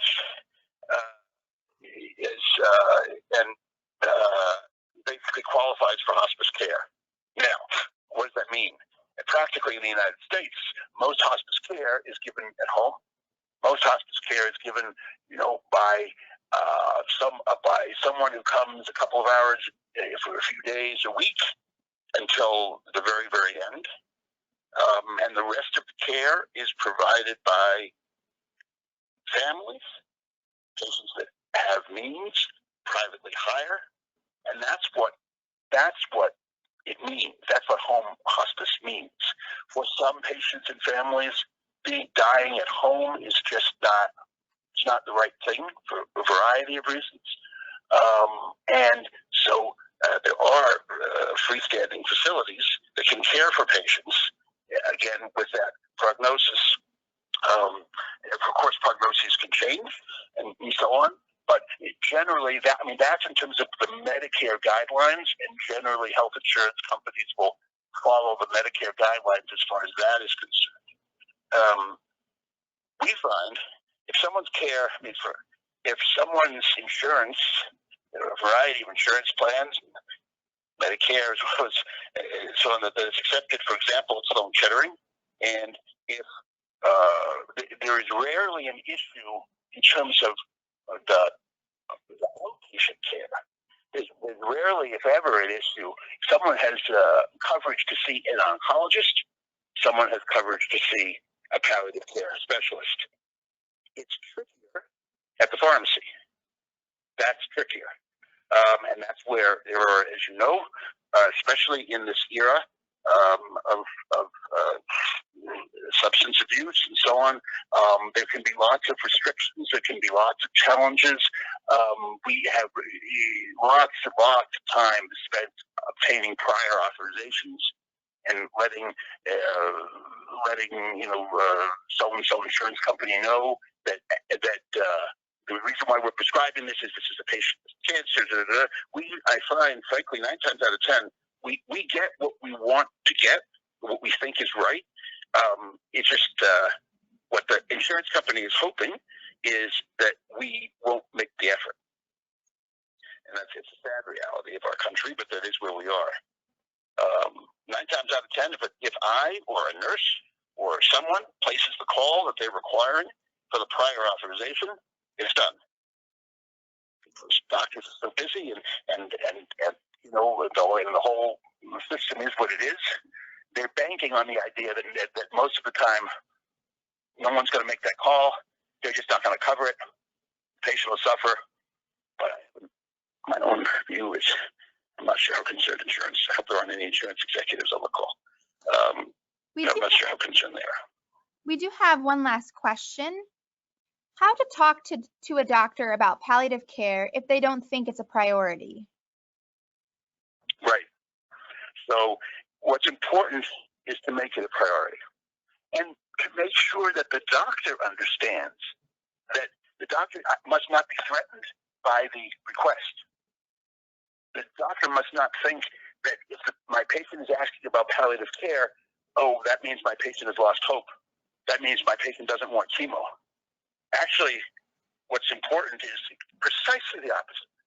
What you want to convey is, I'm asking you about palliative care because at the same time that I am taking the medicine that you're giving me that we're hoping is either going to stabilize or cure my cancer, at the same time, there are these other symptoms. There may be a painful neuropathy from a prior chemo or radiation. There may be terrible headaches. There may be gait difficulties. There may be you know, a variety of problems that are interfering with quality of life. Maybe you have brain radiation and you're having memory trouble, you know, and maybe the neuro-oncologist can evaluate these problems, and maybe the person is sufficiently wrapped up in their own world of grants and so on, papers, and trying to find a cure, that in fact they're not able to help right now in that way. Okay, but you got to get that. You got to get that somehow, because it exists. It exists, right? Someone said this on the call before me. Someone said it's very important to find the resources, and if the resources aren't provided right in front of you, it doesn't necessarily mean that if you like the doctor, you're comfortable with the doctor, and you feel like it doesn't necessarily mean the doctor has to change. It just may mean that the care has to be augmented. Thank you. Thank you, Dr. Carver, for sharing with us about this session and the essential competencies at the crossroads of neuro-oncology and palliative care. We appreciate all of you today with your patience as we had technical difficulties, and thank you so much, Dr. Carver, for bearing with us. And we thank you for all of those who shared their questions. This now concludes the American Brain Tumor Association New York Regional Patient and Family Meeting. Thank you for joining us on the web and being a part of this community. We hope you have found our sessions to be full of new information, resources, and support. Each of you will receive an email requesting you to share your feedback with us and fill out an anonymous survey. We encourage each of you to take some time to share your feedback with us. We are here to serve you, and your feedback is crucial with enhancing future programs and ABTA's mission, which is to advance the understanding and treatment of brain tumors with the goals of improving, extending, and ultimately saving the lives of those impacted by a brain tumor diagnosis. I would like to thank once again New York Langone Health Perlmutter Cancer Center for partnering with us on this meeting. Thank you to our program planning co-chairs, Dr. Kurz and Dr. Solman, for all their support during the planning and execution of this meeting. Additionally, I would like to thank each speaker for taking the time today to share their insight and expertise. Thank you again to our presenting sponsor, Novocure, and our advocate sponsors, Orbis Therapeutics and Integra Foundation, as well as our funder, Genentech, for their support of this event. And most importantly, I thank each and every one of you for joining us today.